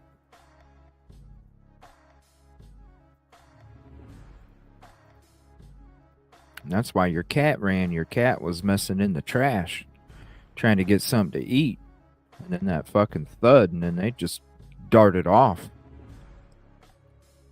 Tried to get safe, ran in between the 1118 and 1112, and dink!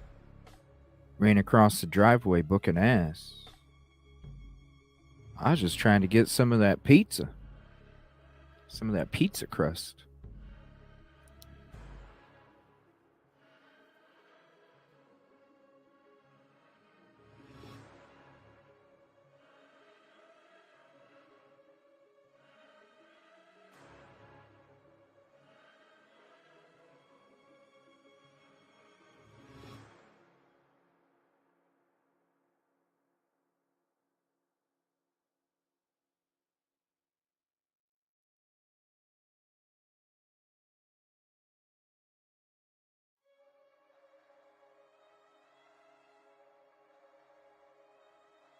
Shout out to the Inquisitor True Crime for this awesome footage. And then we're going to get into that While Idaho Slept author too. I'm interested to hear what he has to say. Has anybody read that While Idaho Slept? I would love to. Maybe I could read it sometime. I'm sure it's a lengthy book, but I could always make it a series where I read the book. Look at that. I don't know. I think other rocks would have melted snow, and I think you would have seen the same on the other rocks too. I think right there with all that snow on those rocks too, I really feel like you wouldn't see all that snow. I feel like it would have been, you would have seen other rocks just like that. Those two being moist and the other ones not, I don't know. It just makes me question.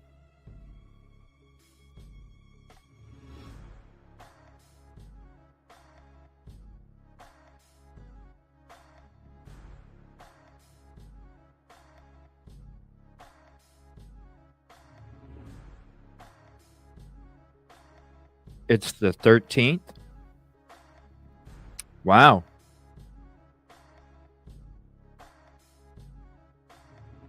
Oh, nice. Is that Nina? Is that, what is that on the photo? I can't tell what that is.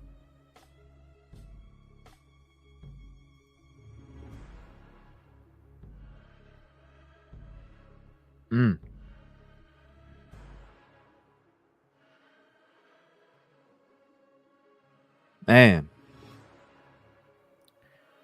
Shout out the Inquisitor. This is the best drone footage I've seen.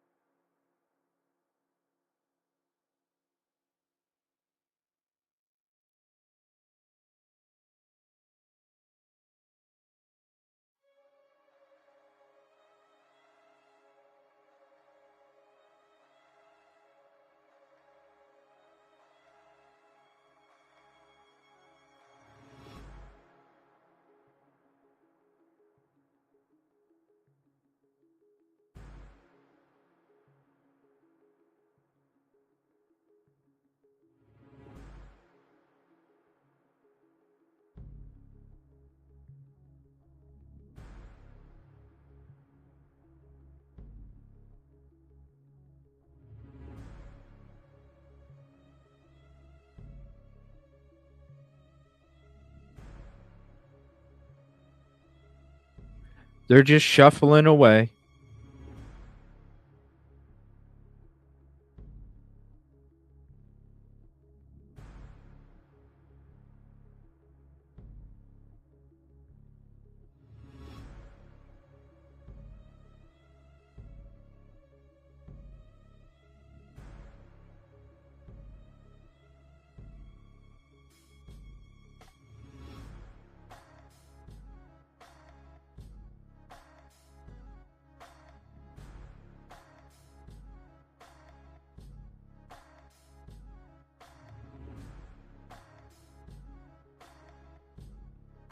So that's is that the state police? Hold on.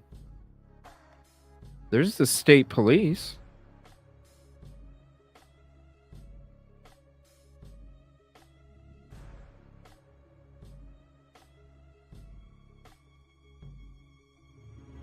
So is this the state police or Moscow?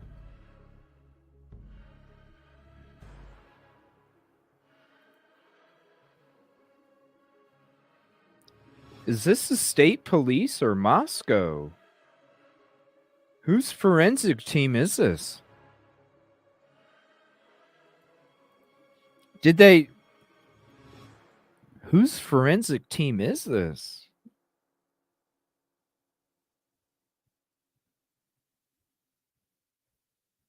Like, those are regular jackets.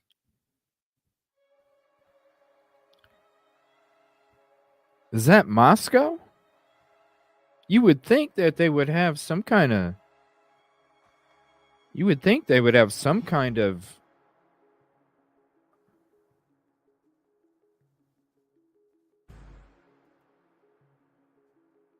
Does anybody know? There's not even anything on the truck. State police. Nothing on the truck. Nothing on the jackets. They're wearing the same pants. It's got to be a Moscow uniform, no? Who is that? Is that Moscow?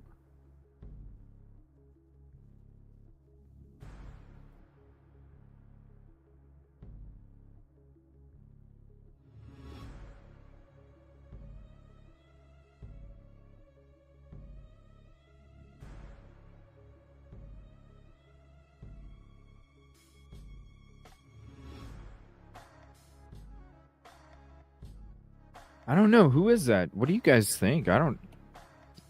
They don't look. I mean, you see the shuffling. It's like they're not even prepared. Contribution call out. Thank you, Unravel, for the 5 big monther. Appreciate it. And thank you so much for all your support.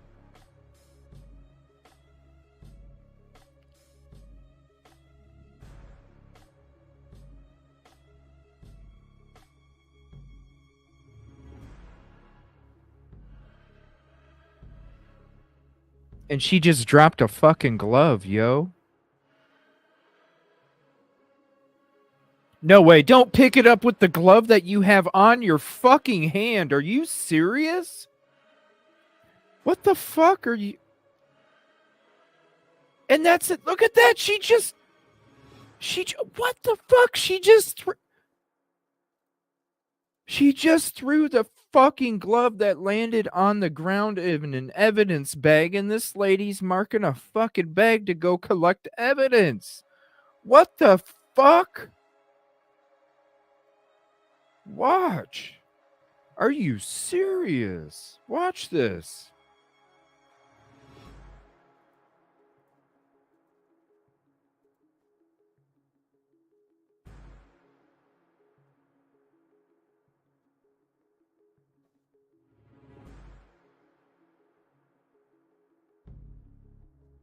And then she stepped on it, and then she said, "Hey, move."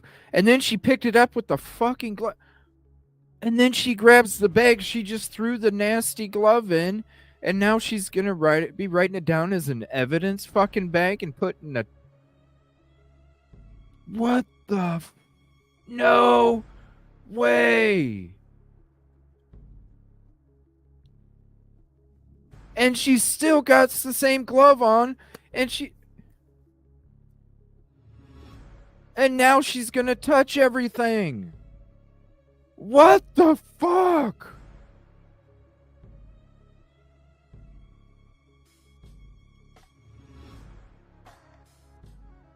Oh my lord.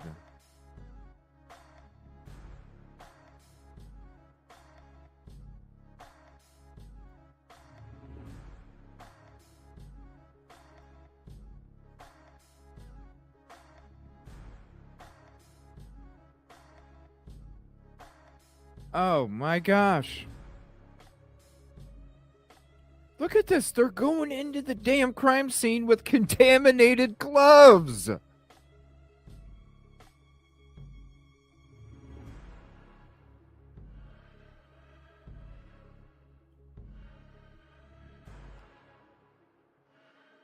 Look at this. They're touching everything.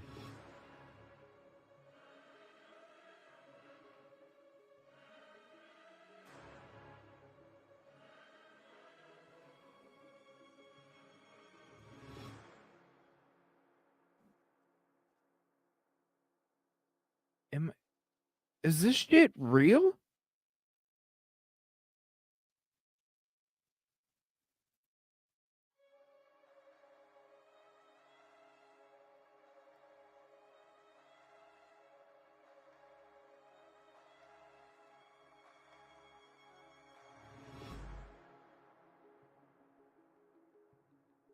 Oh my gosh. Are you sure? Is it for sure AG? Is that state police for sure?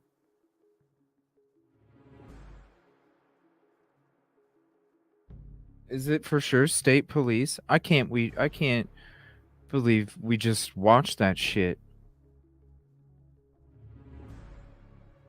I mean, I know that they were fumbling. I remember them fumbling around in the back.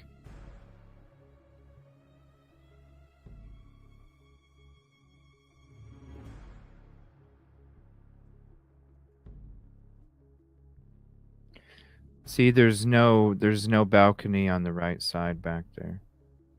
I remember them fumbling in the back. I didn't remember. I know she dropped the glove. I didn't remember her picking it up and throwing the damn thing in the frickin' bag and then ladies getting an evidence bag. What else? What else are they doing?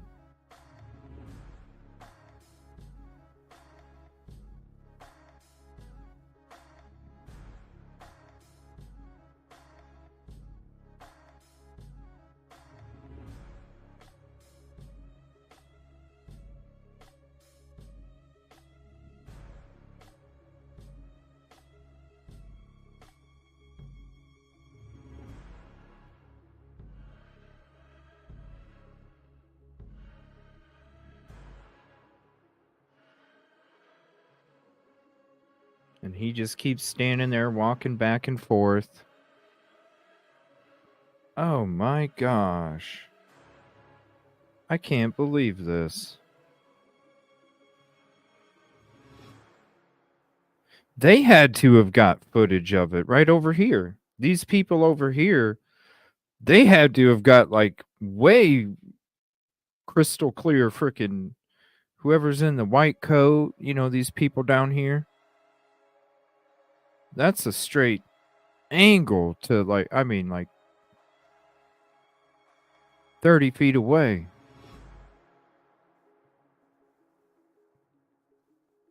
Whoa.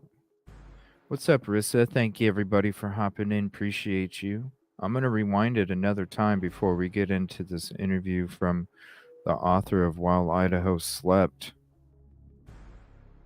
What the hell? What's up, Chicken Noodle Girl? What the hell did we just see? And AG says this is the same woman that was at BK's.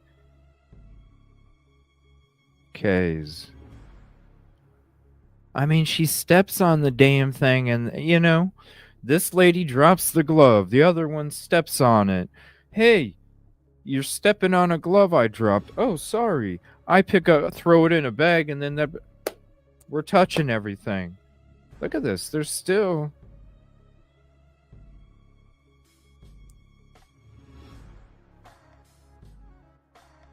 Do you not know what the fuck you're doing? I mean, shit. What are you going in there with like humongous duffel bags or what? Because you've been doing it for freaking 8 minutes. Longer.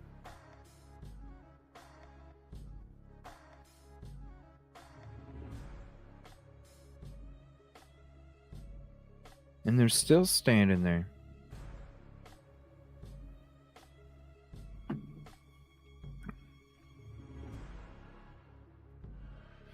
And the parking lot's still not taped off. Okay, I'm going to wait until they get out of focus, and then I'm going to go back there. They're still back there at that fucking truck messing. The guy, state police, he just walking up and down like, what the fuck? Come on, let's go. Have you never done this before? Are they still going to be messing?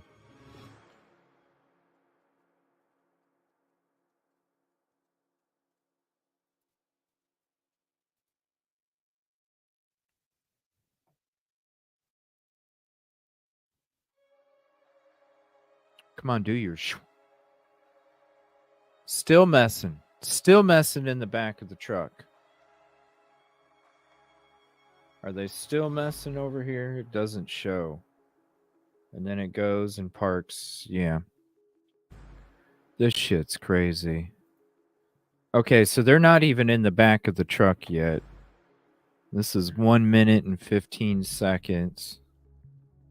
Shout out to the Inquisitor for the wonderful footage. My lord, this is the best drone footage I ever seen. If you don't have this video or you never saw it, definitely go leave a like and put a comment in there because it's a free way to help the Inquisitor. This is beautiful, beautiful footage, beautiful drone footage, the best that I've ever seen for 11/22.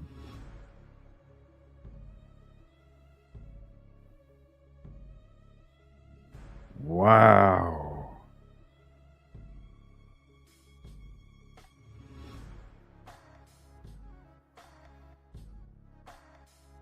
All right, I got to remove this for a second so you can see the glove fall. This is crazy.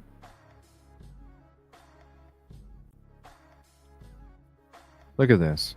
Right there on the ground. Who in the fuck? And then she steps on it. Hey, you stepped on the glove. Watch out. Oh, okay. I'm going to throw it into this bag, and then right after that, I'm going to grab the bag and put a label on it. Yep. Here we go.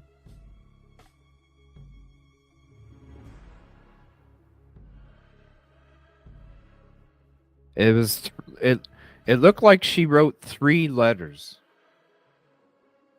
It looked like she wrote 3 letters. Let me know what you think. And examine this video too. What do you think she wrote on that bag? It looks like 3 letters. 1, 2, underline. 1, 2, underline is what I'm thinking. So this is the timestamp. Go to 2 minutes and 38 seconds on this video. The next time we get together, I want to know, because I'm going to be asking you guys. I'm going to look myself. I want to know. What do you think she wrote on that bag? To me, it was 2 letters and an underline. Examine the real video. Go hit the like. Drop a comment. Thank them for their hard work. This is amazing footage. And I want to know, I guess the day of. I want to know. Here's the link to the video. I want to know. What do you think she wrote on that? Like, here's this shit go down again. This is nuts. Drop the glove. Hey. Hey.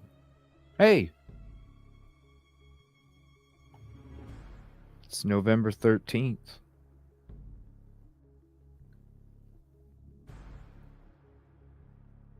This is crazy. Shout out. Look at that. She stepped on it.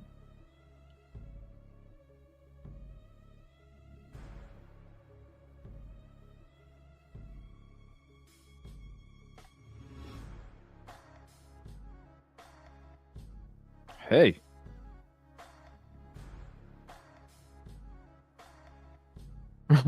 I gotta get a screenshot of that lady picking up that glove. I'm sorry.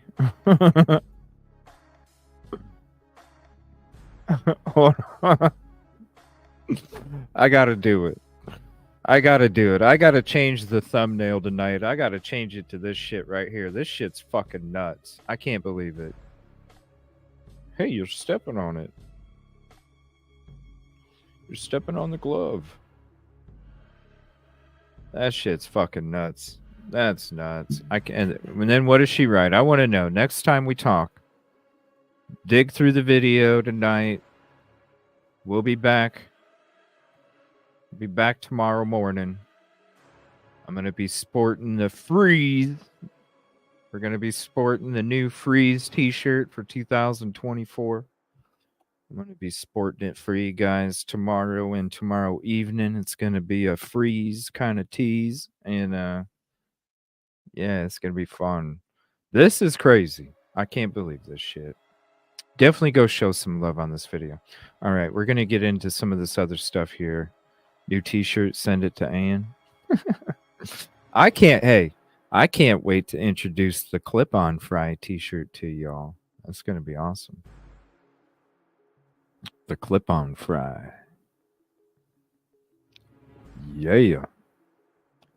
The Freeze t-shirt, it's a Freeze t-shirt. I love it because the reason I love this the font that I picked for it is because it reminds me of like a football team type of font, you know? So I'm like, yeah, I like that. I like that. You'll see what I mean when I introduce the Freeze t-shirt that'll be coming tomorrow. The day show and the evening show. This is crazy. We're going to touch a whole bunch of shit. Yep. We're going to touch a whole bunch of shit. Why are we even wearing gloves if we touch shit that was on the ground? Why are we even wearing gloves if we touch shit that touched the underneath of your shoe, lady on the right? Why are we even wearing gloves? Why? At least if you're you know, if it's your hands, maybe you might be able to exclude the other DNA better. I don't know. Crazy shit, you guys. All right. Let me see here. This is from Okay, so this is from AG. So here is the first picture of the jacket. Shout out AG. Thank you for sending these to me. Maybe. I don't know. To me, like I said, we'll go through it in the next show. Either tomorrow, if you're not able to do it in the morning, we'll be talking. We can talk about it in the evening too. But I don't know. To me, it seems like 2 letters and an underline. If you think you know what the 2 letters are, I don't know. Let's discuss it. I'm curious to see what you guys think.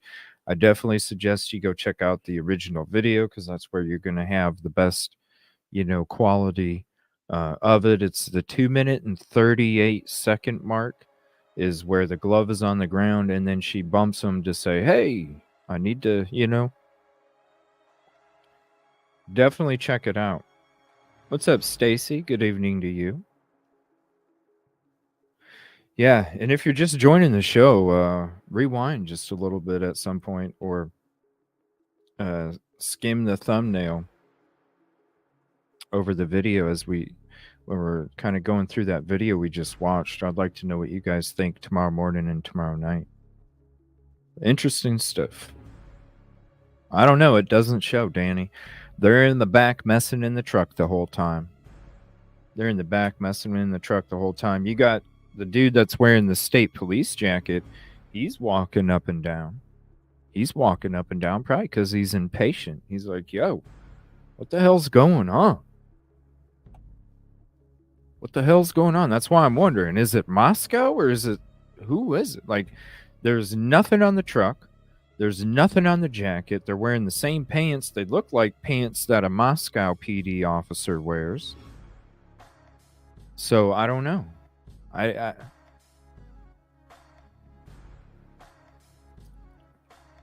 don't know. They're probably the ones that found the latent, shoe print, right? Maybe I don't know. Is that Moscow PD? I wonder if it is. Why would, like, the state police, he's walking up and down impatient. And he's probably like, come on, guys. You guys, have you never done this before?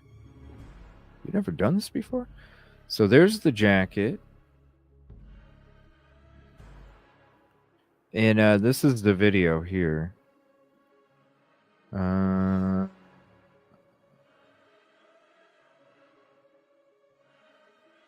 So I'll go to the timestamp.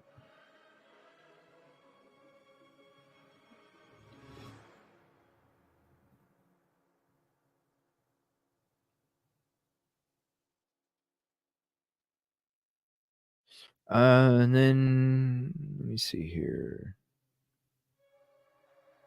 So here's this picture from AG.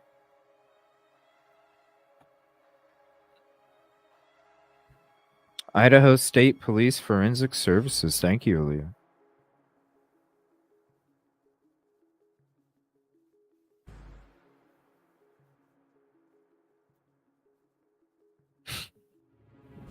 Ain't it crazy?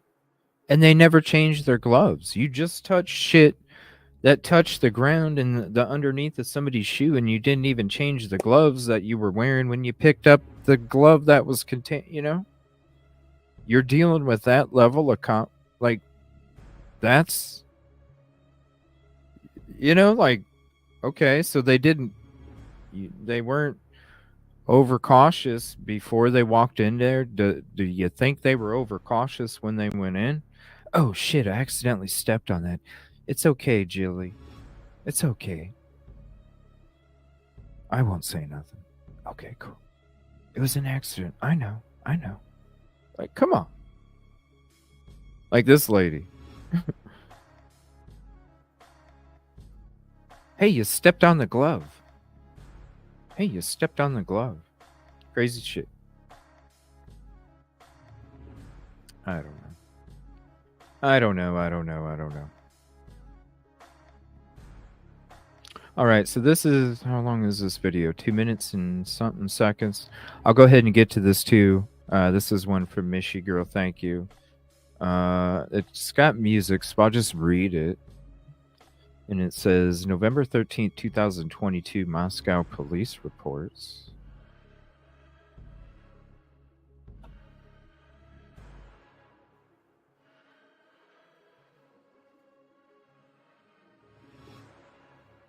All right, so this is one here. Let me throw this back up here. It's the same channel. And this is also the, when it comes to the, let me see, the no report. This is the no report that I'm talking about right here. The intoxicated person, Moose Lodge, 2109. And this is the location where it took place at, right here in this parking lot. So I feel like it was called in from something that took place at the Corner Club, but was called in due to the Moose Lodge. So that way the people that enjoy the Corner Club establishment don't get side-eyed because they brought the cops to their establishment. So you just call it in as the Moose Lodge. And then the Corner Club doesn't get in trouble because they have to have a liquor license, you know? You can't have the cops showing up too much at an establishment that has a liquor license.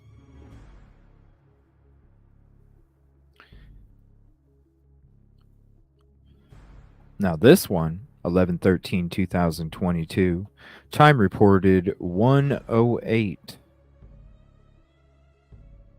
108, November 13th.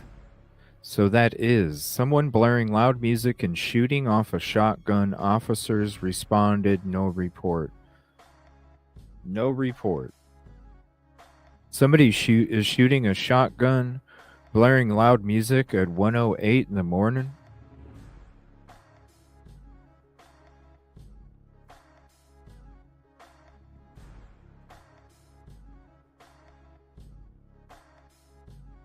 $2,300 block of South Main Street.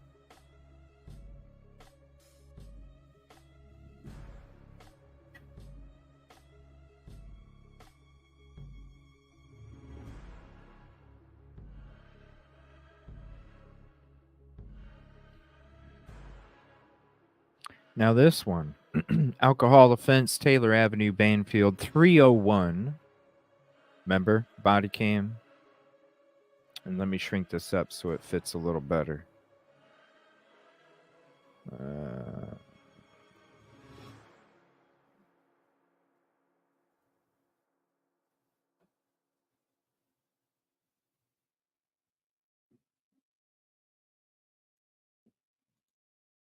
There. No report. Vehicle parked with door wide open in parking lot 1054. Suspicious person. Circumstance. Rayburn Street. University of Idaho College of Law. Now, these are all the reports. I'm going to share the link to this video as well if you want to check it out. If you're new to the show, I always suggest anybody in the community to make a little playlist that's special for the show, because we do drop a lot of links in the chat, and then all you have to do is click on it, save it to the ECJ playlist, and then you have all the links that we share with you in every single show when we talk about these different topics, or the other replays. You'll still, with the live chat replay, you'll still be able to get the links. Welfare check, 1533. Just says Moscow requests welfare for homeless female who made unaliving statement of herself. Officers responded. No report. No report. The no report rank ups. And how is it? Because 2 out of 3, you're going to bust an underage drinker. I mean, it's pretty easy. You could rack those babies up all day. All day. I would love anybody that wants to dig into some shit. See see what see how many, like, if you guys can get statistics on how successful they are with this underage drinking stuff, I think that'd be very interesting. Again, shout out to the frickin' lady who dropped the glove and everybody that just kept touching shit without changing the glove that you just used to touch everything else. All right, so let me see here. I believe we're going to get into this part now where we're going to listen. We're going to have some shows coming up here. I'm thinking maybe tomorrow night. I haven't decided. I'm going to be doing the last episode of The Pressers, and I think I'm going to do that. One episode's going to be the last episode of The Pressers for the LE, the Q&As. That'll be the last episode, part 5. Then we'll be done with that one. And then we're going to be starting Enon shows. So I'm not sure if I'm going to be doing the Enon show in the morning or if I'm going to be doing that one at night. It's going to be vice versa. I'm finishing up the Q&As, and then we're going to be doing Enon shows. So I'm not sure which one I'm doing first yet. That's why I don't have the notifications out. BK, I don't know what they're doing, but she's obviously not doing anything sterile. Right? She stepped on the glove. She stepped on the glove, and she knows she stepped on the glove because the lady next to her was like, hey, right? I mean, watch. Hey. The no reports. I would, anybody, if you guys can find out their statistics or records when it comes to this underage alcohol task force that they got, I guarantee you it's 66 to 70% is going to be, I guarantee it, 66 to 70%. It's got to be in between there of the, if not higher, but I'm saying at least 66 to 70%. It's got to be like automatic. Like, it's got to be big time. This is crazy. Shout out again to the Inquisitor for the great footage. Definitely go. We'll be covering this. Here's the link again. We're going to be covering this video probably in the Enon show, or we can cover it in both shows tomorrow in the beginning, because we always do a little case chat if we have a specific episode.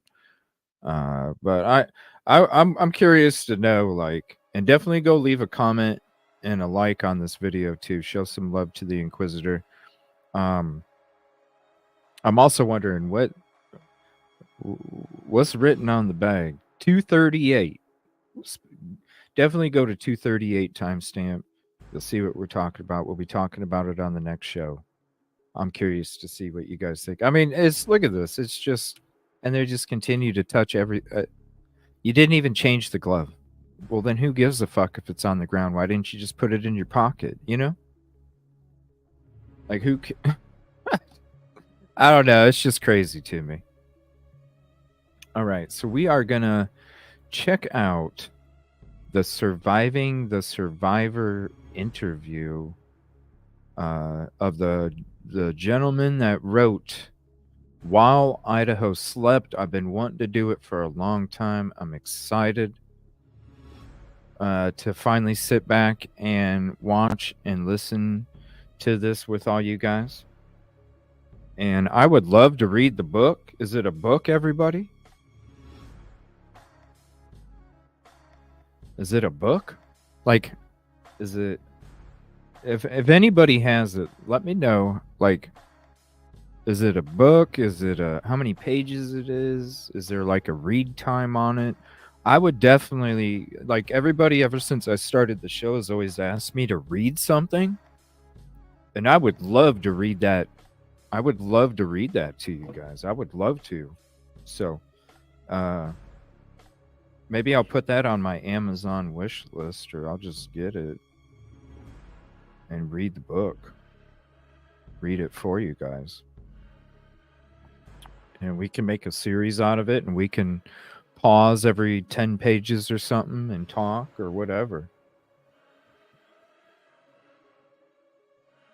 Listen to the Audible. How long was the Audible, Meg? How long are we talking here? How long are we talking? Just got it on Audible? Yeah, I don't know. I'd like to read it.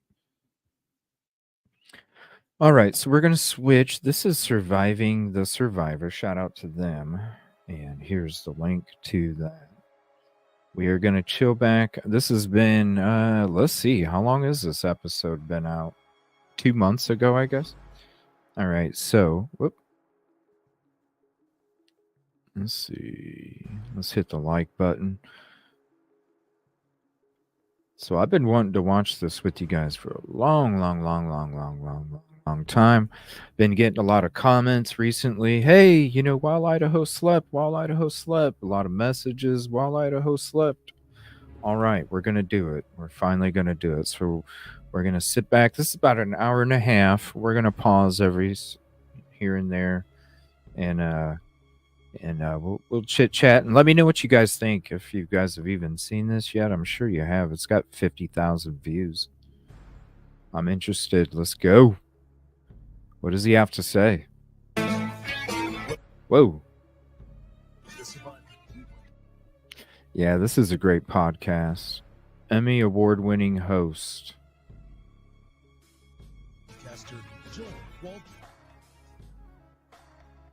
And what's up, STS Nation? Welcome to another episode of Surviving the Survivor, the podcast that promises to bring you the very best guests in all of true crime, and a special show tonight because it's just one-on-one, and we'll tell you who the best guest is in just a moment. But the case revolving around Brian Kohberger, of course, the accused suspect in the Idaho4 murders. It appears to be in a bit of flux and chaos, with questions now swirling about the grand jury and outside influences. An author in particular who read a controversial set of articles. Now, there is a new book out, While Idaho Slept. When did he write it? If they don't mention it, anybody in chat, when did it get written? It details the stories of the victims of the vicious quadruple stabbing murders. We want to remind everyone that Brian Kohberger is presumed innocent until proven guilty in a court of law. Now, our best guest, usually it's plural, but this is a fascinating book, and wanted to have some alone time along with STS Nation. J. Reuben Appleman's true crime memoir, The Kill Jar, was published by Gallery Simon & Schuster back in 2018. It was among the first of the new true crime memoir genre, published in all formats. The Kill Jar inspired the popular Hulu docuseries Children of the Snow, with J. Reuben Appleman serving as on-camera investigator and executive producer. The TV series, based on J. Reuben's book, has streamed tens of millions of times in America and abroad, and The Kill Jar was noted as among the best true crime books of the year by the New York Times. Wow. Book Review, Elle, Oxygen, Bustle, Crime Reads, and the USA Today network of newspapers. So that is quite an accomplishment there. Before we get to J. Reuben and his book, quick little note here, not a good one. That is Tim Jansen on the left. And if you notice, he's in a hospital gown. He was out riding his bicycle. He hit a tree root of all things and went flying. And he's got 5 cracked Ooh. ribs. Ooh. So he's in the hospital right now. Ooh. STS Nation, we sent him a little But that's hard to breathe. get well Ouch. basket. So thoughts are with Tim Jansen tonight. Heal up, Tim. Ouch. Oh. As you know, I like to mention Damn. the victims here. Of course, we've got Kaylee Gonzalez, Maddie Mogan, Xana Kernodal, and Ethan Chapin. May their memories be a blessing. Jay Rubin went out of his way, I think, to focus on the victims. We're going to talk about that. This is, if I can pull it up here, this I'm gonna get my is the notebook book cover, right Jay Rubin's book cover. Here's a great first question from STS Nation. I expected nothing less. Why'd you write the book? Let's start right there, Jay Rubin. How come you got involved? Why did you pick up this this job? I should write a book. Hey man, yeah, it's interesting. You mentioned the Kill Jar. You gave a little rundown of the Kill Jar becoming the Children of the Snow show and all of that. My first book, the Kill Jar, I wrote because it was about some murders that happened in my neighborhood as a kid growing up. Basically, 4 kids were abducted, held in captivity at various times over a 13-month period, and eventually murdered, thrown back out into the streets for somebody to find them. And they allegedly never solved that case. At the same time, somebody tried to abduct me when I was a kid around at that same period when they were looking for this kid killer. Nothing happened to me. I got away. Somebody tried to get me in their car, and I basically just ran off. Wow. It's interesting because I never told anybody about it until I was older because I was culpable in a crime at the time. I was shoplifting candy in a local drugstore, and I saw an older man see me do it, and he was wearing a blazer, and I thought he was a security guard because he looked very official, and I was a child. And 4 blocks later, after I left the store, is when he pulled up to me in his car and tried to get me into his car. Oh, we know now that that's not how security guards work. They don't follow little kids in their cars into other neighborhoods and stuff. But at the time, I thought that's what was happening, so I never told anybody. And then as an adult, I started to wonder if the guy that had tried to abduct me was the kid killer they were looking for. So I became obsessed with that case. Oh, what wow. I'm telling you is that I was not somebody who decided I was going to write a true crime book and just picked a topic, you know. It was a case that mattered to me, and so I ended up spending 10 years researching that case and writing that book, The Kill Jar. Once again, for the 5 years after the publication of The Kill Jar, I wasn't out looking for a true crime case to write about. I don't chase down murders. It's not my thing. It makes me uncomfortable to be in this world. It's probably why I do it. Like they say in jiu-jitsu, get comfortable in uncomfortable situations. I'm uncomfortable in uncomfortable situations, so I allow them to happen when they happen because I'm feeling like I can be a part of that somehow. But I wasn't looking for it. What happened was I was minding my own business like everybody else in Idaho and around the world, and 4 University of Idaho students got murdered in the thick of night. And I have a lot of ties to that community. I live 5 hours south in Boise, and 5 hours might seem like a lot if you're from one of the coastal areas or from, wherever. If you're from, if you're from New York City, 5 hours from there, you could be in a whole different world, right? But Idaho is very, very closely knit place. There are many tentacles reaching between our communities here in Boise and the one up in Moscow. And I know people whose children go to the University of Idaho. Wow, that's a crazy story. Danny, thank you. Contribution call out for the Super Chat sticker membership, Cash App, and Venmos for 2 new gloves.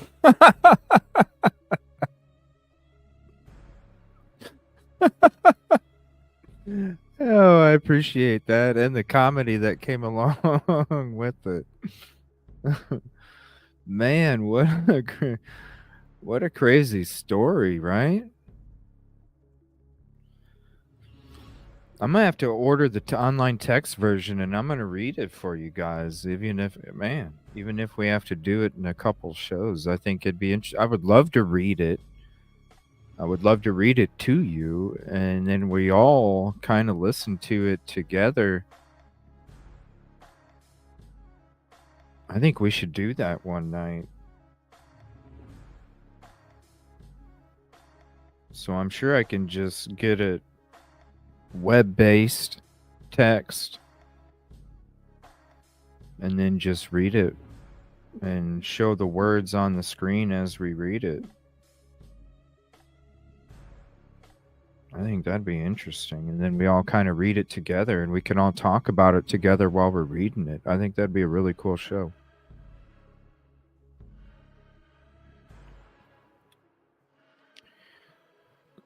Yeah, some of them don't feel like they knew what the hell that, like, I mean, come on, they don't handle this stuff all the time. You know, that's shit that they were saying too. They're not used to handling this stuff. They're used to, like, telling people to turn their shit down.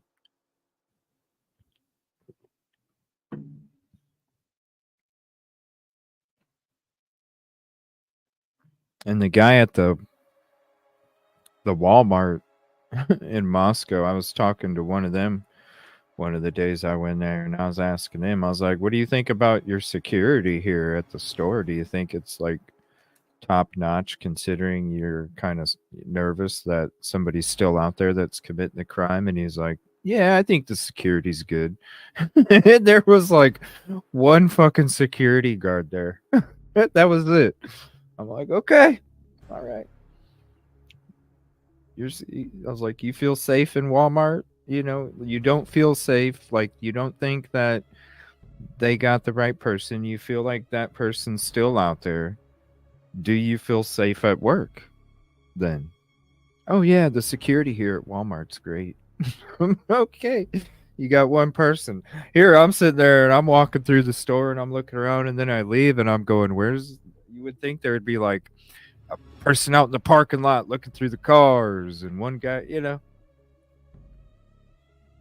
No, just one guy standing there right next to where the Salvation Army would be. Oh, Gypsy Rose, I don't even know anything about it.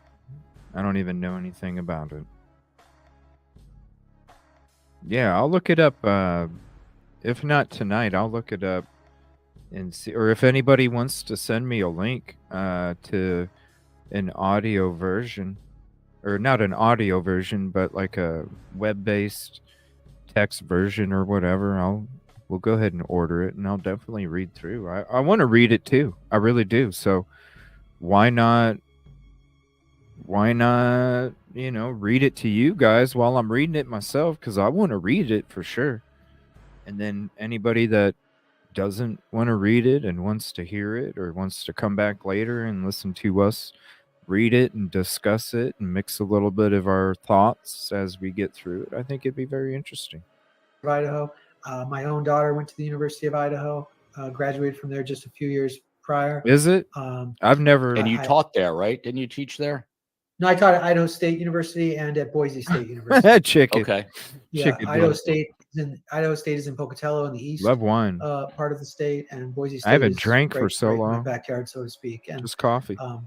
There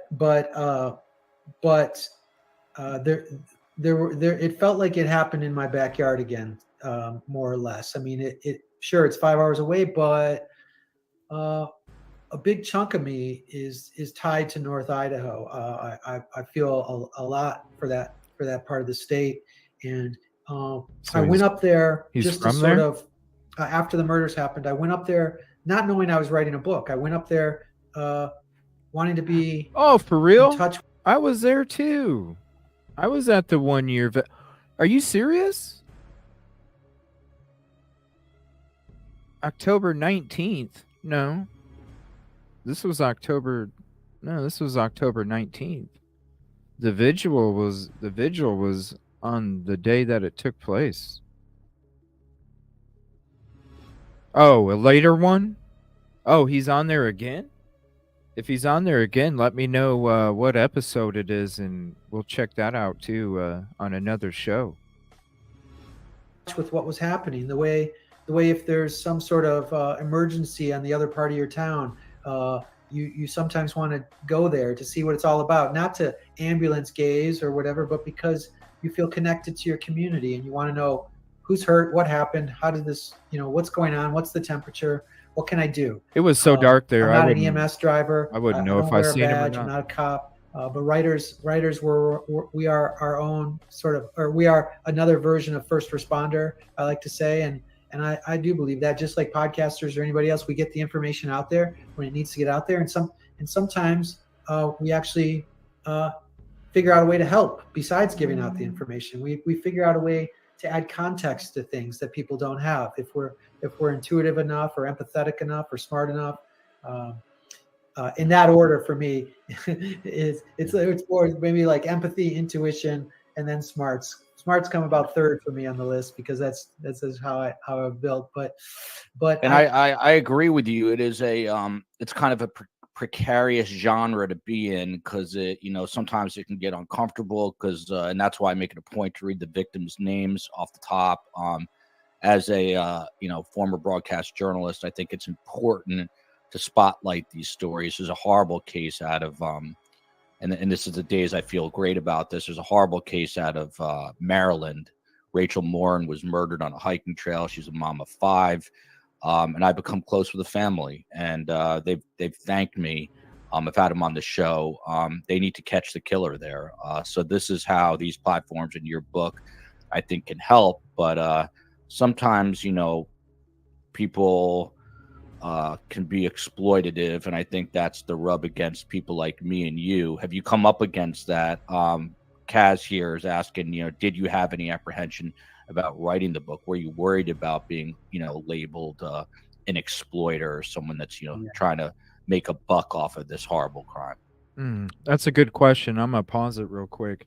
Does anybody know whatever happened to that Rachel? Rachel, how do you pronounce her name?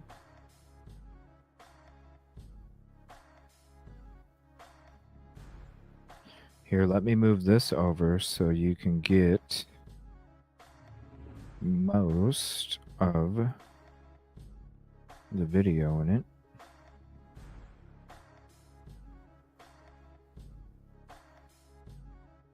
There we go. Oh, excuse me. Yeah, does anybody know whatever happened to that case? And this was aired October 19th, 2023. Yeah, I haven't heard anything on that case for a long time, right? Whatever happened absolutely. With the first book, the sister of the 4th victim actually wrote the foreword to my book. I became that close with some of the family members. It was a cold case, and they wanted people to dig into it, and so they welcomed me. With this, it was a little different, because I had to reach out to these people in the midst of their suffering. I had to go up to Moscow when everybody and their mother was trying to parachute into that town and get a piece of the pie, so to speak, for their channel or for their network or whatever. And I felt a lot of apprehension, especially because it's my own community. I know that I could be walking around or be in a coffee shop, and I might be standing next to the cousin of a victim, or the aunt of a victim, or someone even closer. I could be run into one of the family members or something. It's Idaho. There's a lot of traffic between Boise and North Idaho, and they come down here and we go up there, and it's very likely that I'll run into them. And it was hard to talk to them on the phone and try to explain that I'm different than the hundreds of people who were trying to reach out to them on a daily basis and get their story for their network or their magazine, especially when some of it was erroneously reported, when some of it was exploited in the press.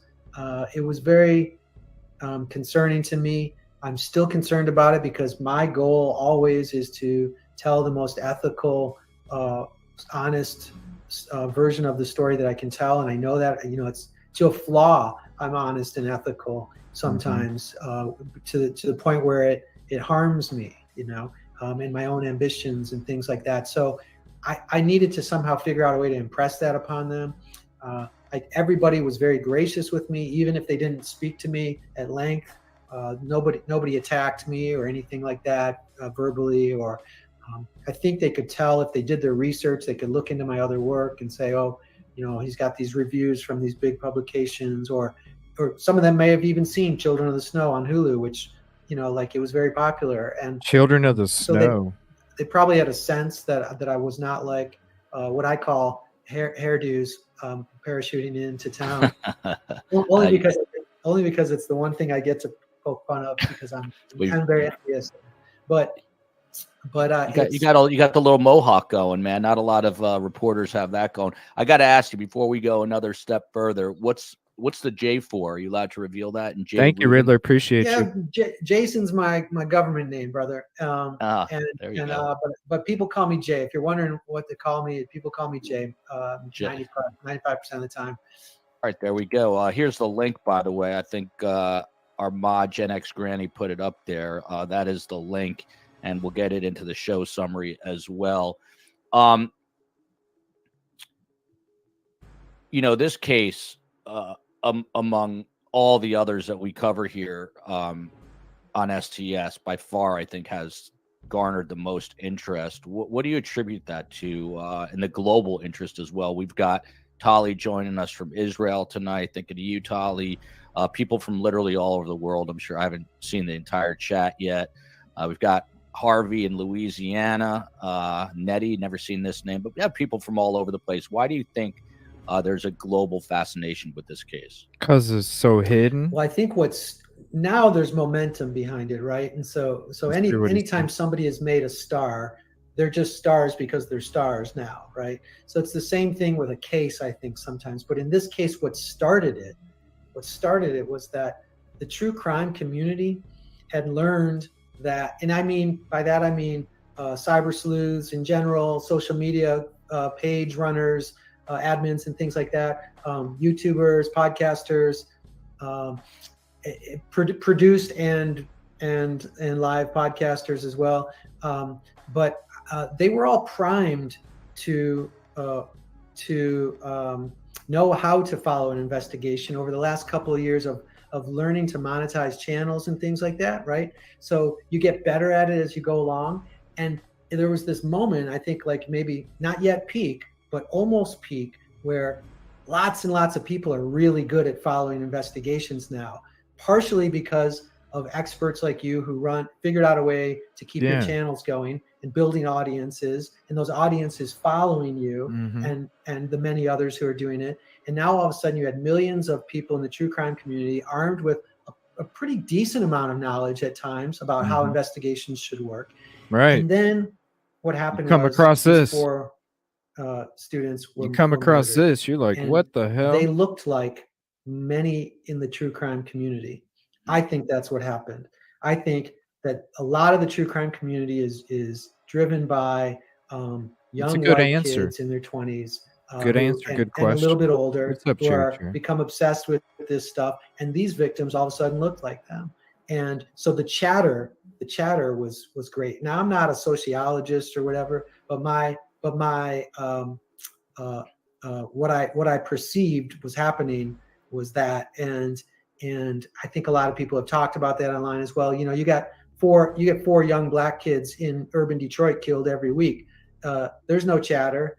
And I think a lot of that has to do with the victims resembled the audience in some way. That's an interesting take. That's a very interesting. I haven't heard that before. I also, personally, I think it just has to do with the horrific nature. I mean, this is something out of like a Halloween movie, these stabbings, and it was in the middle of the night, as your book title alludes to, and it's seemingly random as we're still trying to figure out some of the connections, which I want to ask you about. Papa Bear always watches the show.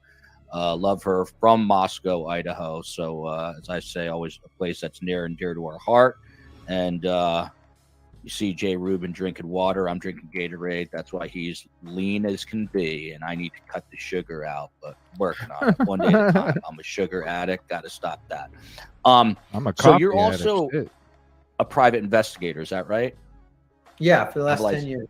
Yeah, that's fascinating to me. So walk me through, and I'll come back to the private investigator aspect of this and how that helped or hurt you. But so the murders happened a year ago, November, and How soon before, because the way I understand it, you basically, for all intents and purposes, you moved into Moscow, to a motel room in Moscow.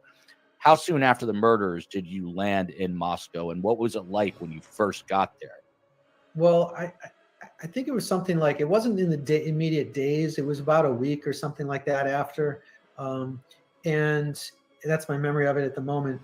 But it was solemn. It was like, if anybody's old enough to remember 9/11 when the World Trade Centers were bombed, or to actually, everybody's old enough now to know what's going on in Israel and Gaza, right? It's like it's hard to feel anything but just great sadness.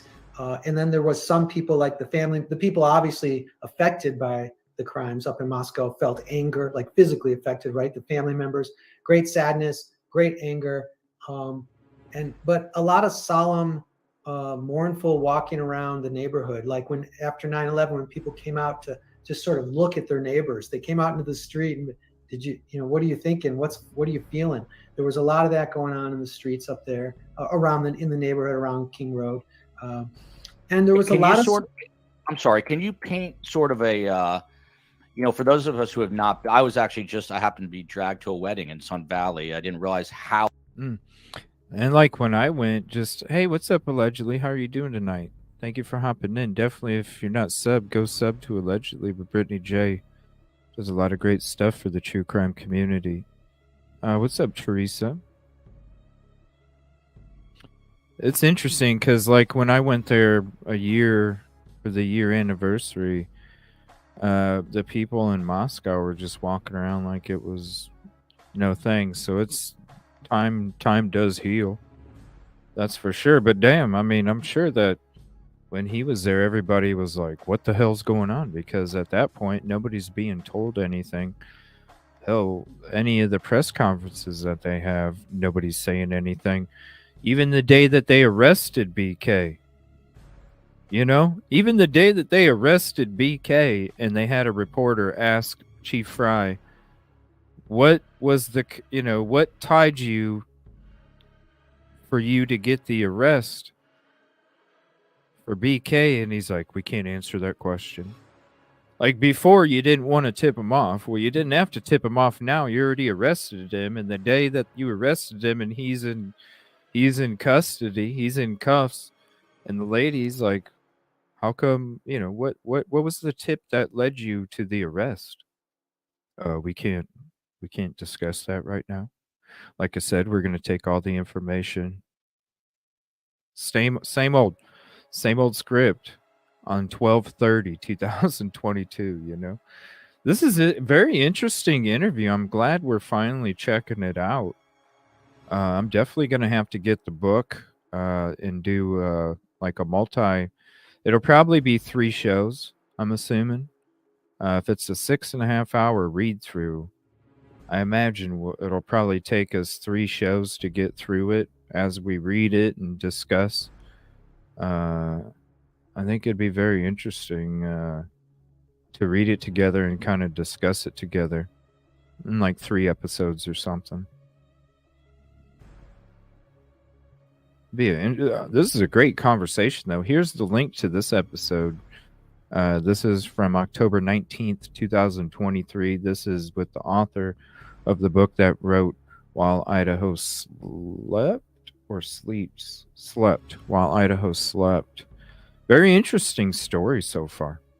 Thank you all for hanging out. It was like an 8-hour drive to the university from where I was, and I wanted to check it out. It was too much for me. But can you just kind of paint the picture of Moscow? It's this bucolic little town, but what's it like there? Yeah, during the school year, there's about 25,000 people there. When school is out for the summer, about 12,000 or so, maybe more, leave. And so the town is very sleepy in the summer, also kind of sleepy during the school year compared to most towns. It's surrounded by mountains at a distance. And that's why I said, if you're going to tear down the house and you were worried about not doing, you were going to try and push for it in the summertime. And then at the same time, if you were really concerned about this memorial garden that you want to have. Well, don't you think that you would have already built it during the summertime? Like, you don't even have the damn thing drew up yet, you know? And we're talking a year after the crime now, and you don't even have a drawing finished.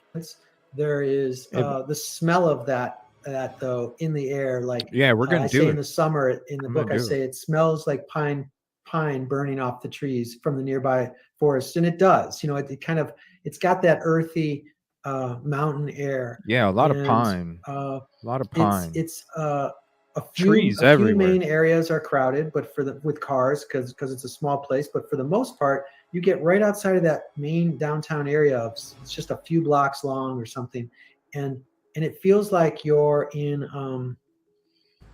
It feels like you're anonymous a little bit, but you're not, because everybody sees the same people. Because there's only 25,000 of them, even when it's. That's what I'm saying. And if people, when I was parked in the back for a week in the daytime and the nighttime, and somebody didn't think I was suspicious, just like what he said, and just like what I've been telling you, the people see the same people, the same cars, the same. So when a different vehicle with a plate that they don't recognize and a dude that they never seen before, that would alarm suspicion.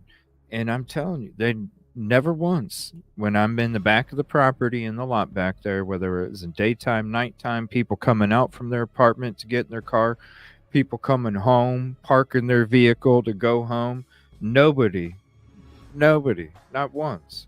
So why would they think anybody sitting back there that wanted to chill back there and creep, they wouldn't think they were suspicious either.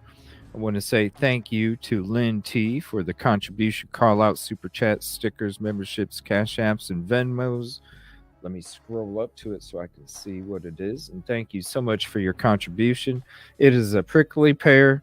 Thank you.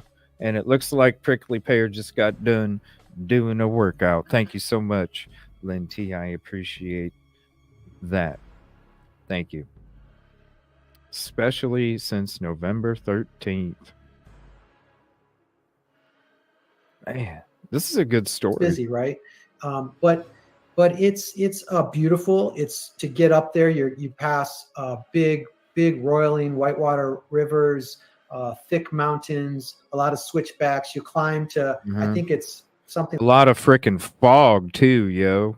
like 5,000 feet at Scary White Pass fog. if you're coming from the south, which is a historic area, and you're way the hell up Scary there. fog. And it's Oh and my then gosh, you come that down, fog. and you come down for thank a you. while into the valley, and that's not exactly how you get there, but I'm saying for people who aren't from there, that's the vibe. You know, you go way up high and you sink down low into like another mountain valley, and it's just beautiful, man. Fog and everywhere. The people are so kind. There's a lot of old school Idahoans, which speaks a lot to their conservative nature. Yeah. But there's also a lot of young hipster people who go to school up there, who run some of the places, who are working in the coffee shops. There's a great couple of gyms there, great coffee, and a huge LGBTQ population that mingles pretty freely with the right wing that's up there. It's a very Christian place, but people tend to stick to themselves. They're not, except for there's one small sect of Christianity that's becoming known for buying up the properties and trying to convert people and stuff. But hello. Other than some of those things, hello. It's in general what you would want from a really small town. If you were to happen to land there for a month, you feel like this is a great town, and that's what it felt like to me. I had been up there several times, but when I was actually doing my research there, I thought I should move here. It's beautiful, you know. Yeah, and I know, and the reason I even said the same thing when I was there. I was like, man, I got to keep talking myself out of freaking wanting to move here. For real. It's so beautiful. But every time I'm like, dude, you're trying to move away from snow. You're not trying to move to it, you know? But damn, it's so beautiful. I really did. I had to talk myself out of it so many times. Because that was one of the struggles there. Talking myself out of wanting to move. really wanted to have you on is that your focus, and anytime you write a book about this, sort of this soon after, there's going to be some controversy. But I know your focus was really on the victims' families, and that appealed to me. And I don't even think you mention Brian Koberger until well into the book, and we can talk about that and why. By the way, I agree with Meg P here. He doesn't look old enough to have a daughter who graduated from college. It's that water, man, and he's a jiu-jitsu guy, I think. So he's keeping himself in good shape. But I am old enough. So when you first get to Moscow, that week or so after, and you just start, you're a private investigator, and you start to kind of feel things out. And when you realize you're going to be writing this book, and you start to ask people questions, and you're telling them that you're writing a book, I assume, what is the reception from the people in Moscow as you kind of begin on this journey? One thing that stands out to me is very funny. I'm going to talk to you about the people, but I want to also add this funny thing is that I talked to a major mainstream newscaster, correspondent, who stay away from those guys, but go ahead. He was very suspicious of me. I was wearing my Carhartt and some old flannel, and I wear combat boots. They're like my daily shoe. I tuck them into dress pants. I leave them out over my jeans, whatever the occasion calls for. That's basically my shoe. And these guys are all there in very expensive coats. A lot of people flew in from New York and Canada Goose down and all that. And that hey man, it's a great coat. I love Domino's Pizza. But they don't wear them up there in Moscow. So good. And but I, because it's costly. Love Domino's. I ended up talking to the guy. He was very suspicious of me. He thought maybe I was fanboying him or something. And Brian Etten, maybe? He asked me what I was doing. I told him I'm a writer. I bet it was Brian Etten. I told him I was working on a book. And I told him one of the things that I was thinking was most important to write about, which to me was how social media blew up this case. And this was ongoing at the time. We were only a week or two in when I was talking to him. He said, that's really interesting. And I'm going to answer this question in the Midwest person. Yeah. I want to, go ahead. But he thought he said, that's really interesting. And then the very next night, his station was all about what I was telling him I was writing a book about. I learned one very valuable lesson. Don't trust these major media correspondents, because they're there on a corporate dime and they have to report back information. If they don't, they get canned, right? Yeah. So everything is a source of information. And if I was working on something as well, I should stop talking to those people. He was saying, I'll tell you, I was in that world. It's the most cutthroat business that there is, and you've got to produce, and there's a lot of pressure to produce, and people can cross the line. So, and that's what I'm saying when it comes to MSM. It's that boardroom up there. It's the same shit. It's that boardroom. They have to do this shit. They have to get people to click. Otherwise, they ain't on that news channel no more. You took away a good lesson. Yeah. So let me just tell people, Midwest here says, why write a book when we don't even know exactly what has happened, especially with the gag order confused. That's a good question. This has sort of been, one of the rubs against the book coming out this early. Your response, that's a good question. Jay. Well, the rub, let's be clear, the rub against the book coming out this early is not from literary reviewers who have reviewed the book or anything like that, like in the main publications that have reviewed the book. So I appreciate that. The sort of the rub is from a confused public sometimes, like Midwest is asking.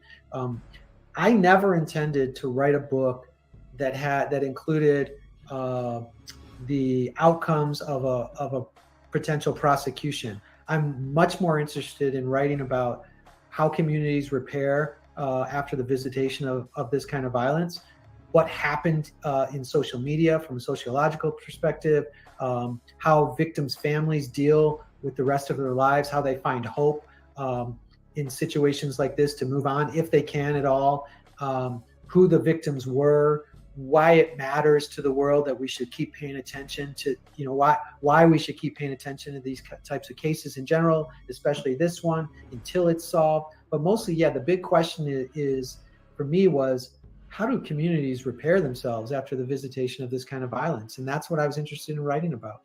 It doesn't matter to me at the end of the day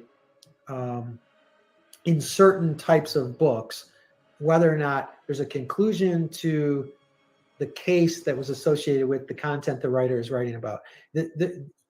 I like to ask people, when do you write about a lengthy war? So let's say the Iraq War or something that goes on for years.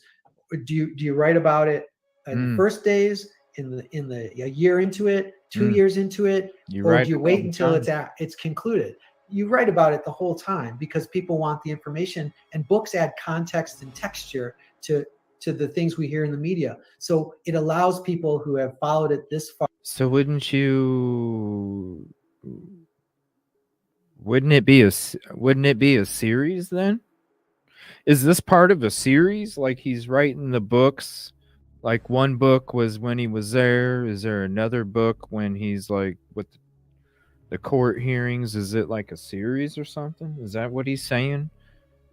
So like, because like a war will last a long time, so you're continuously writing during the different stages? Is it like a series?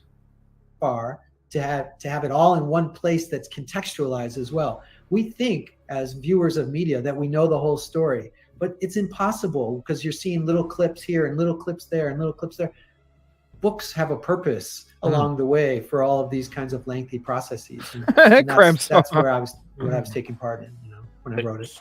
Yeah, that's interesting. So you just mentioned that a big part of it was seeing how the community healed from this. My assumption is that they're still healing, but what did you find out in that regard in terms of the people in Moscow, Idaho? We'll get to the victims in a moment because I want to hear that story as well, but as it pertains to the community, I imagine this has got to be a really long healing process, right?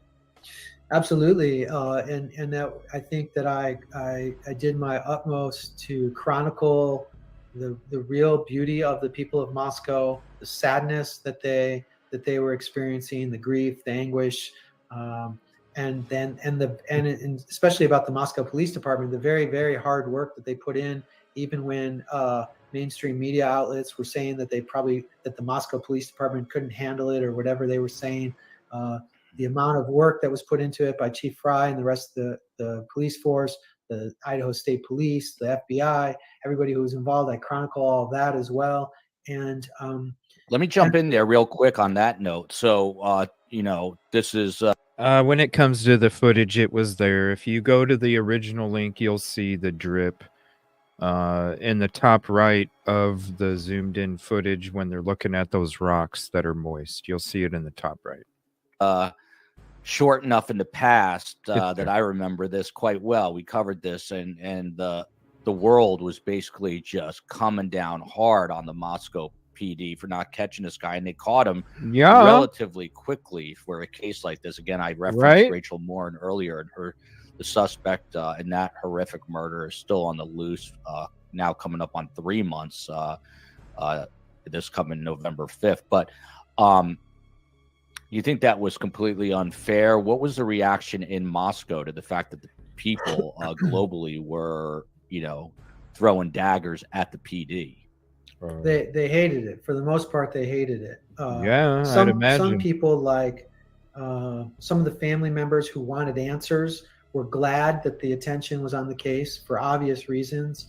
But most of the community hated that these carpetbaggers or tourists were coming in and ragging on their town and their police force and stuff like that.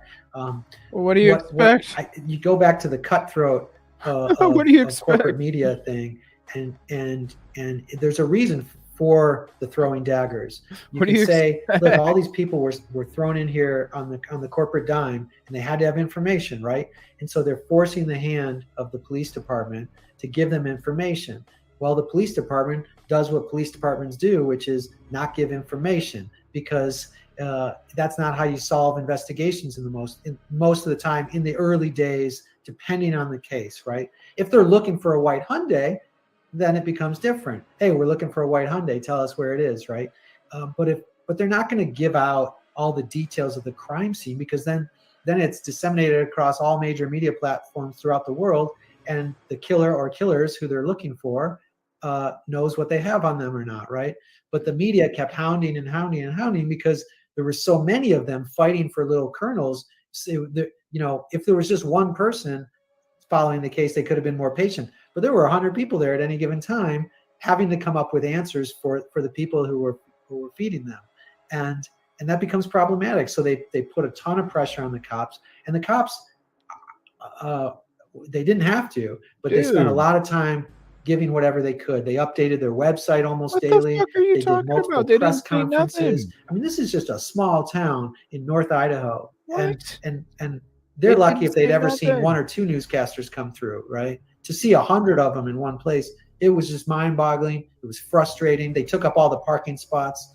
Yeah, we always do that. We just park wherever we want. But kind of rotten people, What the fuck? media people. But what about the investigation? You know, I know you're a private investigator. It's got to be ongoing still. Do we know how many full-time detectives are working the case currently, and how,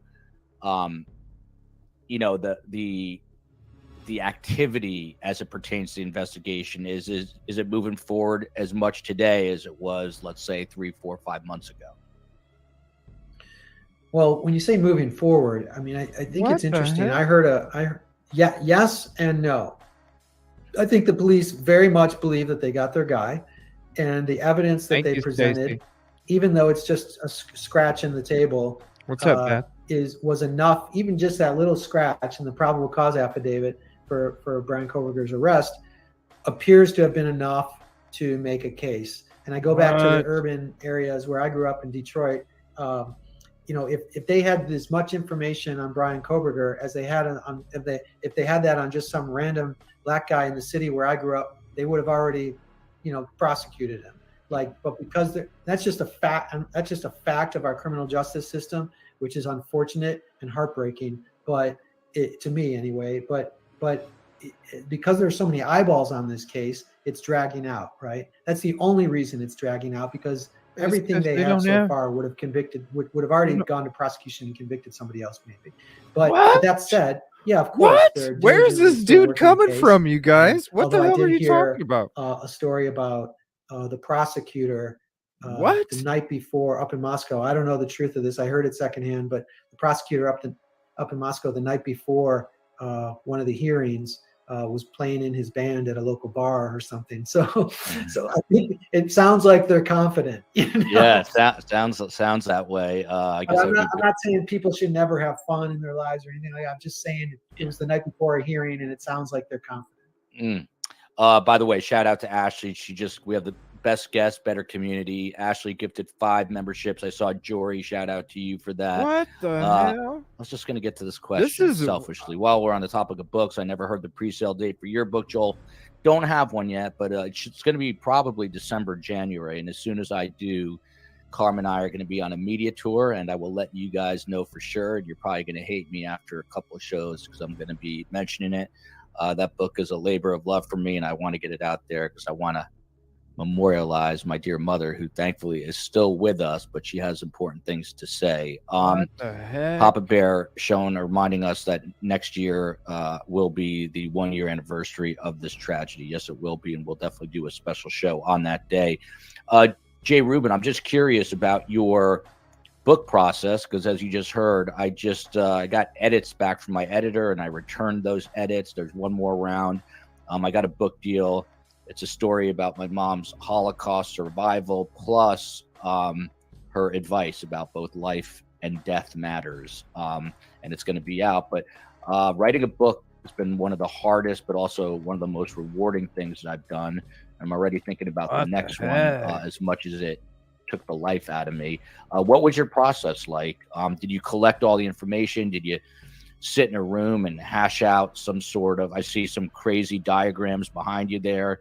How did you, this is crazy. How do you work your process? I got to pause this. What the hell? He really feels like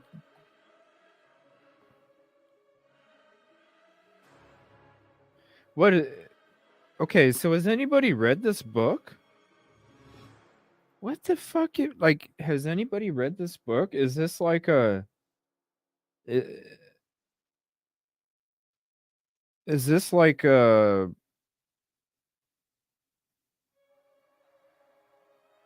I don't know what I'm surprised. This is a this is a very interesting conversation. I didn't expect some of the stuff I'm Of hearing. writing a book. Wow. I'm You surprised. know, I've been writing for 30 years now. Thank you, Beth. Taking it seriously for 30 years. What the Writing, heck? if not daily, weekly.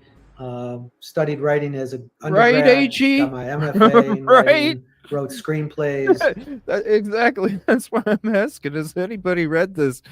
Because this is some like I'm gonna be honest. I'm kind of shocked a little bit here. Wrote I really am. documentary films. Wrote several novels that couldn't get published. Wrote The Kill Whoa. Jar, which was successful. Wrote a few films that were successful. Wrote some television that was successful, and then got this book. I'm loading this up to say that this was by far the most difficult for me to write because the timeline was so quick. The turnaround time. I wrote the first draft in 4 months, and then I was able to edit for 2 months after that. And there were several passes from the editing department at HarperCollins where, like you're pointing out, where you go through edits, line edits, errors, and things like that. And because the turnaround time was so quick, there are still half a dozen errors in the book, typos or things like that somebody just recently pointed out to me. So we're going to fix those. But I mean, it was fast, man. I was writing 14, 15. I was in this office 14, 15 hours a day. And I was writing as I was learning. It was basically, a lot of it was chronicling the information that's out there, but in a reasonable way with texture and context. If something happened in Moscow, we hear on the news, it said so and such happened, something happened in Moscow, Idaho, in North Idaho. That's all you hear. Well, I spent a lot of time going into depth about what those areas are like, what the people are like you mentioned, what the victims were like, what all that.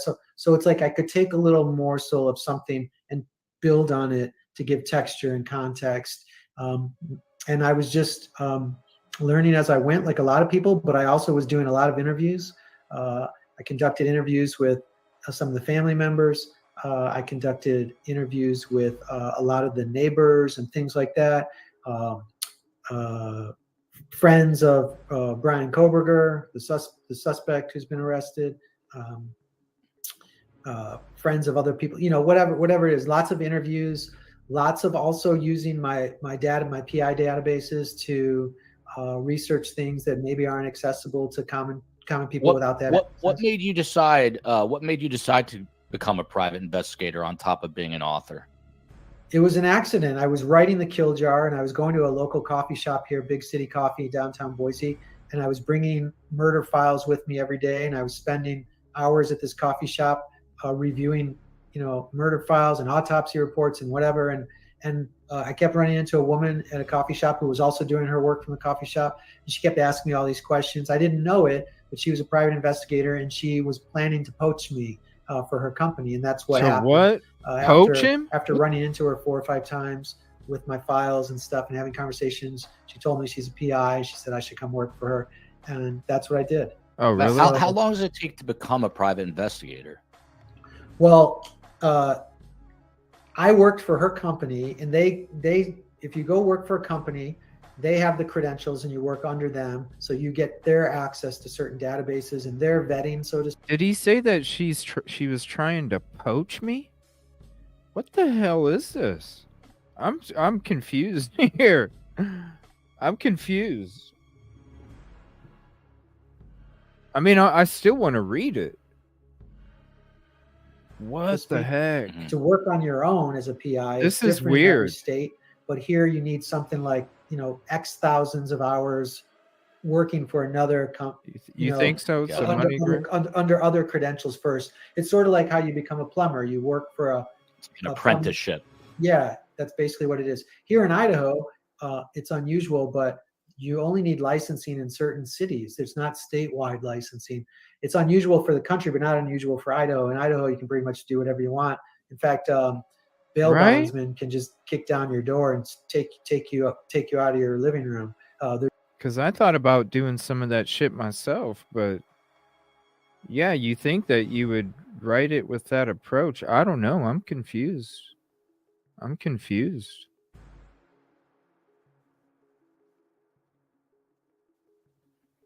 There's still laws like that here. There's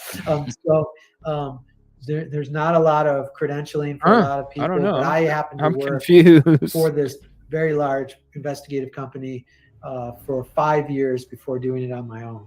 Well, I don't. Tali from Israel has a question. During the process of writing the book, did you find any new details about this case, something that made you think differently from the Interesting, perception man. people have about this case? What about that?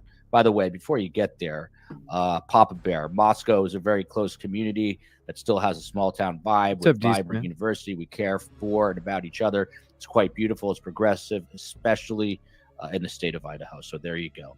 But what did you find out that's new in the book? Give us a kernel of something that people have not necessarily heard about. Right. Well, there's a lot of information from interviews that's new. I'd say a lot. There's some information from interviews that stand out to me. One of the interviews I did that was, to me, do me a favor. Do me a favor. On the next show, we're going to talk about the glove and the lady that filled out the brown bag, and I don't know. I'm kind of like, I don't know. I'm kind of confused. I'm kind of like, wait a minute. I wasn't expecting. When you say that you feel like the MPD has done a tremendous job and they've been forthcoming, dude, were you watching any of the fucking press conferences, man? Like, were you watching any of the press conferences, bro? And you're saying they were being forthcoming, and I don't know. I'm like, what the fuck did we just? It's like we were like, you guys, some of y'all might be too old to remember this, but back in the day, Geraldo Rivera was gonna bust through Al Capone's, vault. Had this big show. We're gonna go through Al Capone's vault and we're gonna see what's in there. And then they went through there. There wasn't shit. It's almost like I feel like I was leading you guys down one of those with this episode here. I'm like, you guys, I'm gonna take you to this vault. We're gonna watch this old interview about this book that everybody's talking about. And then we get there and it's like, okay, sorry guys. Yeah. It's not, sometimes it doesn't pay off to watch shit fresh with the community, because I don't know, I should have watched this a bit. Some of these, I love watching them fresh with you. That's why you get the fresh passion from me when it comes to any of this stuff. This is one of those I wish I would have watched first, and we would. I don't know. Who knows? Maybe we needed to watch this though, right? I'm probably not going to watch the whole thing. I'm just giving you a heads up. There's still another 55 minutes or so, and I don't know. I'll give you the link and you can watch the rest. Powerful was talking to Dylan Mortensen's father, one of the survivors. I don't Dylan know. Mortensen, her What's father. up, Mark and Betty? There's Thank you. information from him Appreciate in you. there Ticket about how 131. what she's up to, how she's been doing. Also very interesting was I spoke to Brian Koberger, the main suspect who's been arrested and awaiting trial. I spoke to his very close, she claims was his best friend. It's like, what did I take you guys high to? And early high school. They rode the bus together every day. She gave me a lot of insight into him about some of the harsh conditions for him growing up in their school system.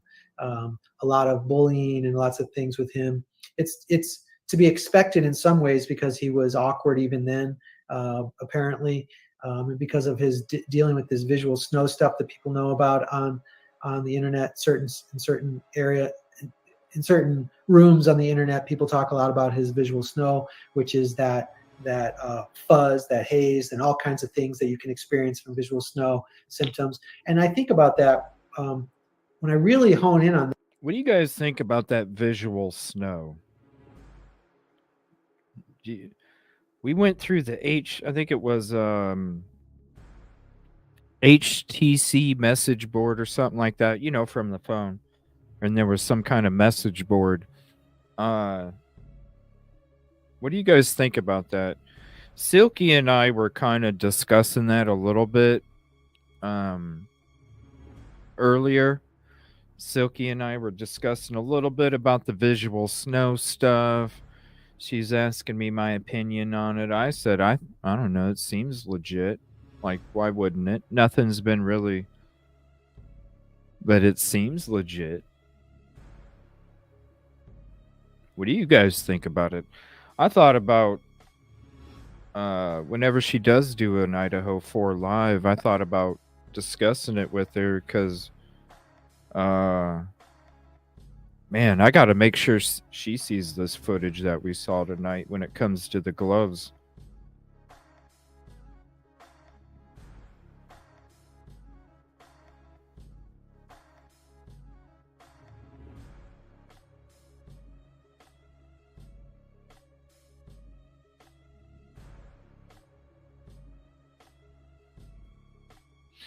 Yeah, I think that's one of the reasons the vegan was one of the things that I think he figured out after, because we read through them.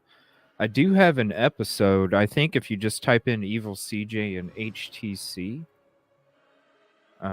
it'll pop up. Actually, let me see here.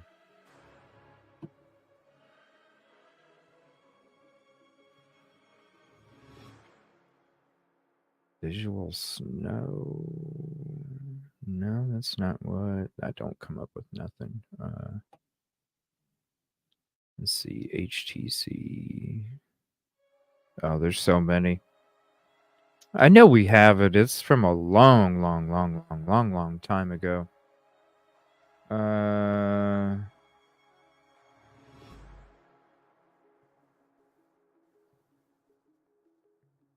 Yeah. Oh, here it is right here. Speaking of. Okay, so this is the episode where we read through it. I'm going to save this because we might go through this. Maybe we'll go through this old show on the next show. I wonder how long this read through is. This is here's the link to this. This was from January 8th, 2023. Look at that. Only 100 views and 10 likes. This is old shit. Episode 71. What are we on tonight? What episode are we on tonight? I don't even know. Episode 451. Holy shit. We're on episode 451 tonight. This is episode 71. And it looks like, let's see, just get into reading it. Wow, this must be a long one. Oh damn, it's the whole episode. 3 hours and 20 minutes. Damn. Let me save that to my playlist here.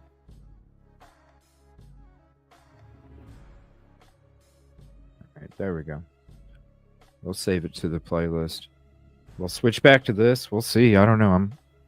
I'm kind of I don't know. It's kind of losing my interest. Are you guys still interested so far? how difficult that must be for somebody with that to interact with people and become and to pick up on social cues or even to learn them. It's like looking through smeared sunglasses. You know, you take them off and you wipe your shirt over the lenses so you can see better.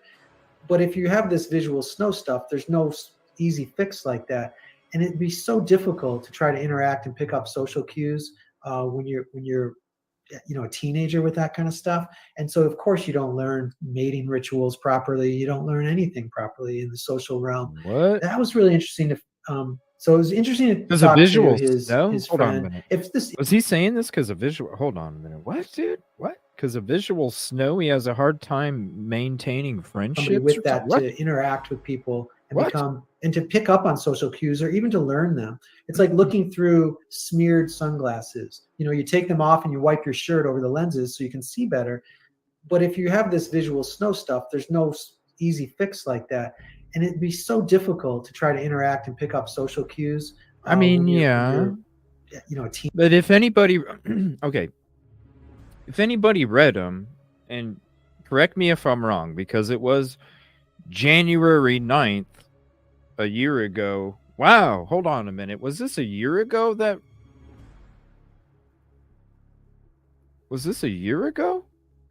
No, it was a year ago yesterday. So January 8th. Damn, that's creepy. Correct me if I'm wrong. But when we're going through this, the only time that it would happen was because of his blood pressure getting raised, right? The only time it would happen was when his blood pressure would get going, and then all of a sudden the visual snow was happening, right?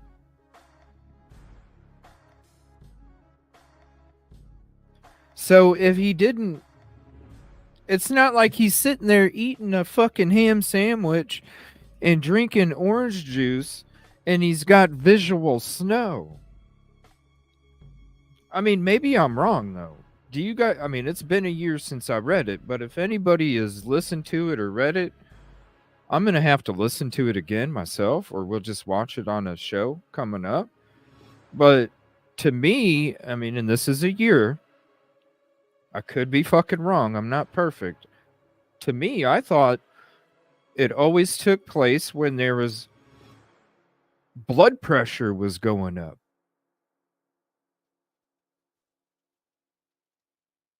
And then when the blood pressure was going, then the visual snow. I mean, I'll be honest with you. There was times that I was working out where my blood pressure was going, and I did have the tinglies in front of my fucking eyes. Damn straight. People with anxiety, yeah, that too. What? The drops cause it. Okay. So what? The calm creates it? You got to be high. I don't understand. I thought it was just certain situations. It wasn't it wouldn't be a predictable. So it wasn't something that you could, like, I don't know. Maybe we got to read through these again. Are these available or are they gone? Because I know a lot of shit. What's up, Shonda? Thank you for all your hard work on Twitter too. Are these gone? I know there's some shit that's gone and some stuff that's there. I don't know for sure. I haven't checked. Is this something that's still available? I think it's gone, ain't it? I might have to go to my episode here and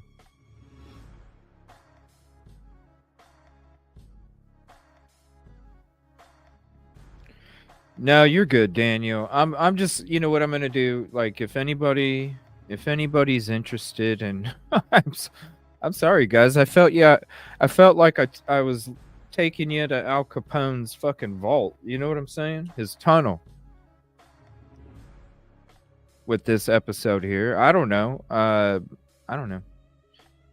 If you want to watch the rest of it, there's the link. We're moving on from that. We're going to just talk about this for a few minutes. Tammy Walsh, I want to say thank you. Contribution call out for your super chats, stickers, memberships, cash apps, and Venmos. And it's a little unicorn. Thank you. Appreciate that. And thank you for your contribution. And what do you think?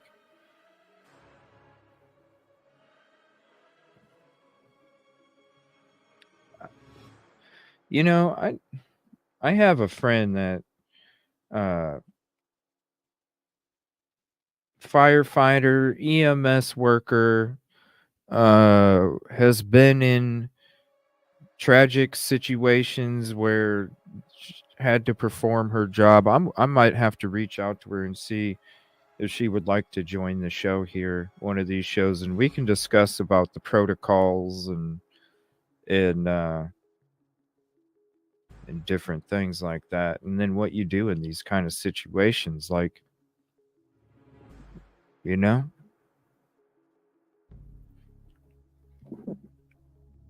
I don't know.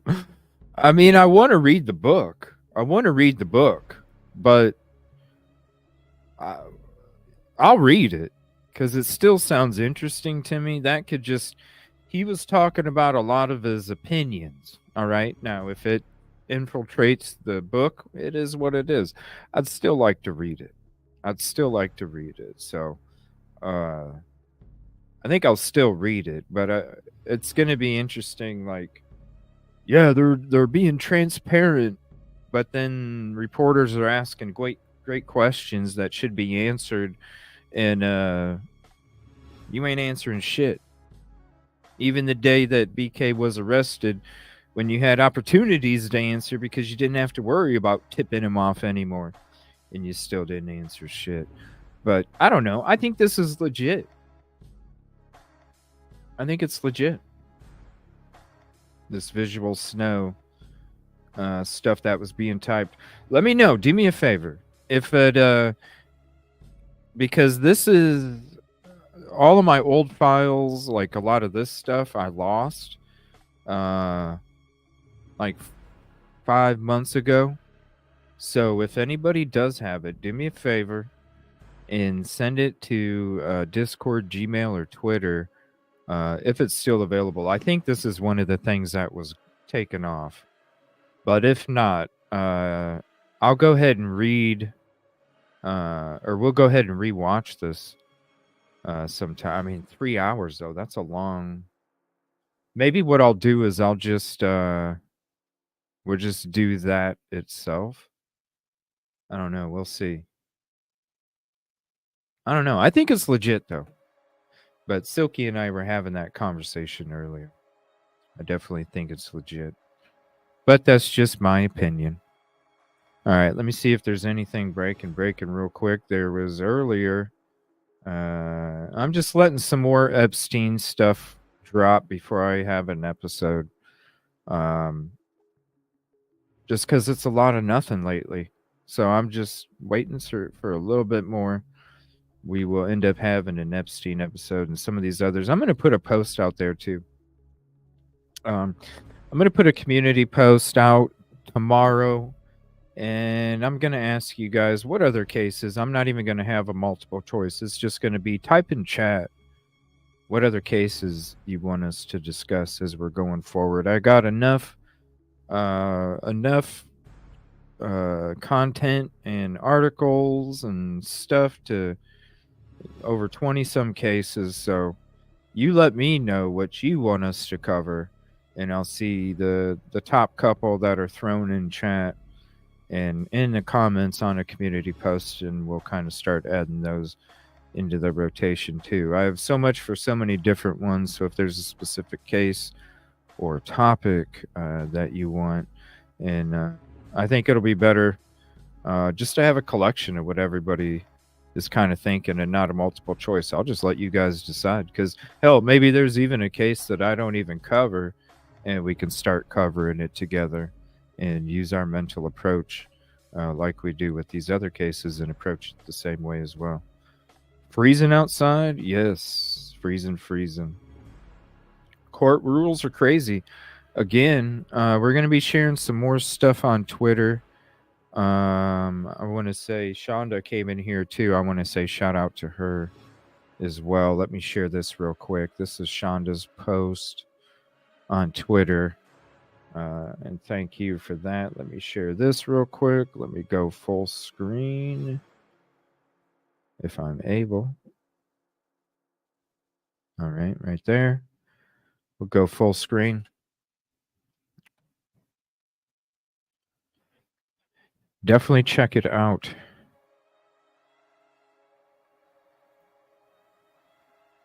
I'll let you take some screenshots here real quick. Let me get rid of that. Let's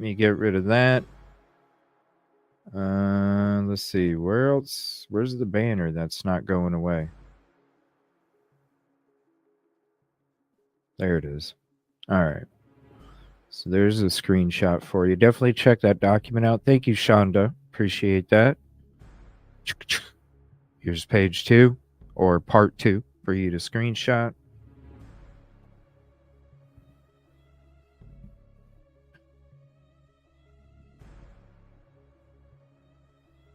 Shonda, do you know?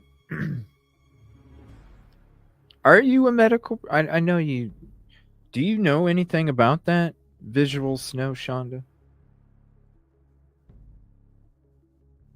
I'd like to talk to somebody about this visual snow stuff. I'd like to have a medical expert come talk on the show because I would love to ask them questions when it comes to this visual snow, because I know it is a topic. Some people think it's real, some people don't. I definitely think it's legit. So yeah, if there's any medical professionals out there that can discuss or have knowledge of the visual snow, and and we can sit down and have a conversation, I'd love to have a conversation about it too. So if there is anybody out there watching the show or on replay and you are a medical professional and you know about the visual snow, please hit me up. I'd love to have you on.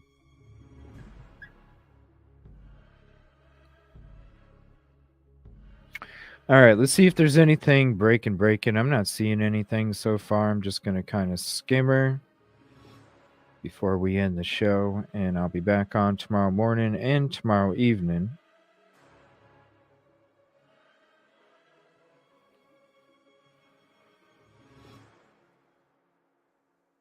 And I think tomorrow, we're going to do Enon tomorrow morning, but I'm just going to put out a general notification, and then I'm going to, I'll update the title in the morning when I know for sure. But I'm going to say that I'm pretty sure we're probably going to cover some Enon stuff and some of this other stuff that we talked about tonight.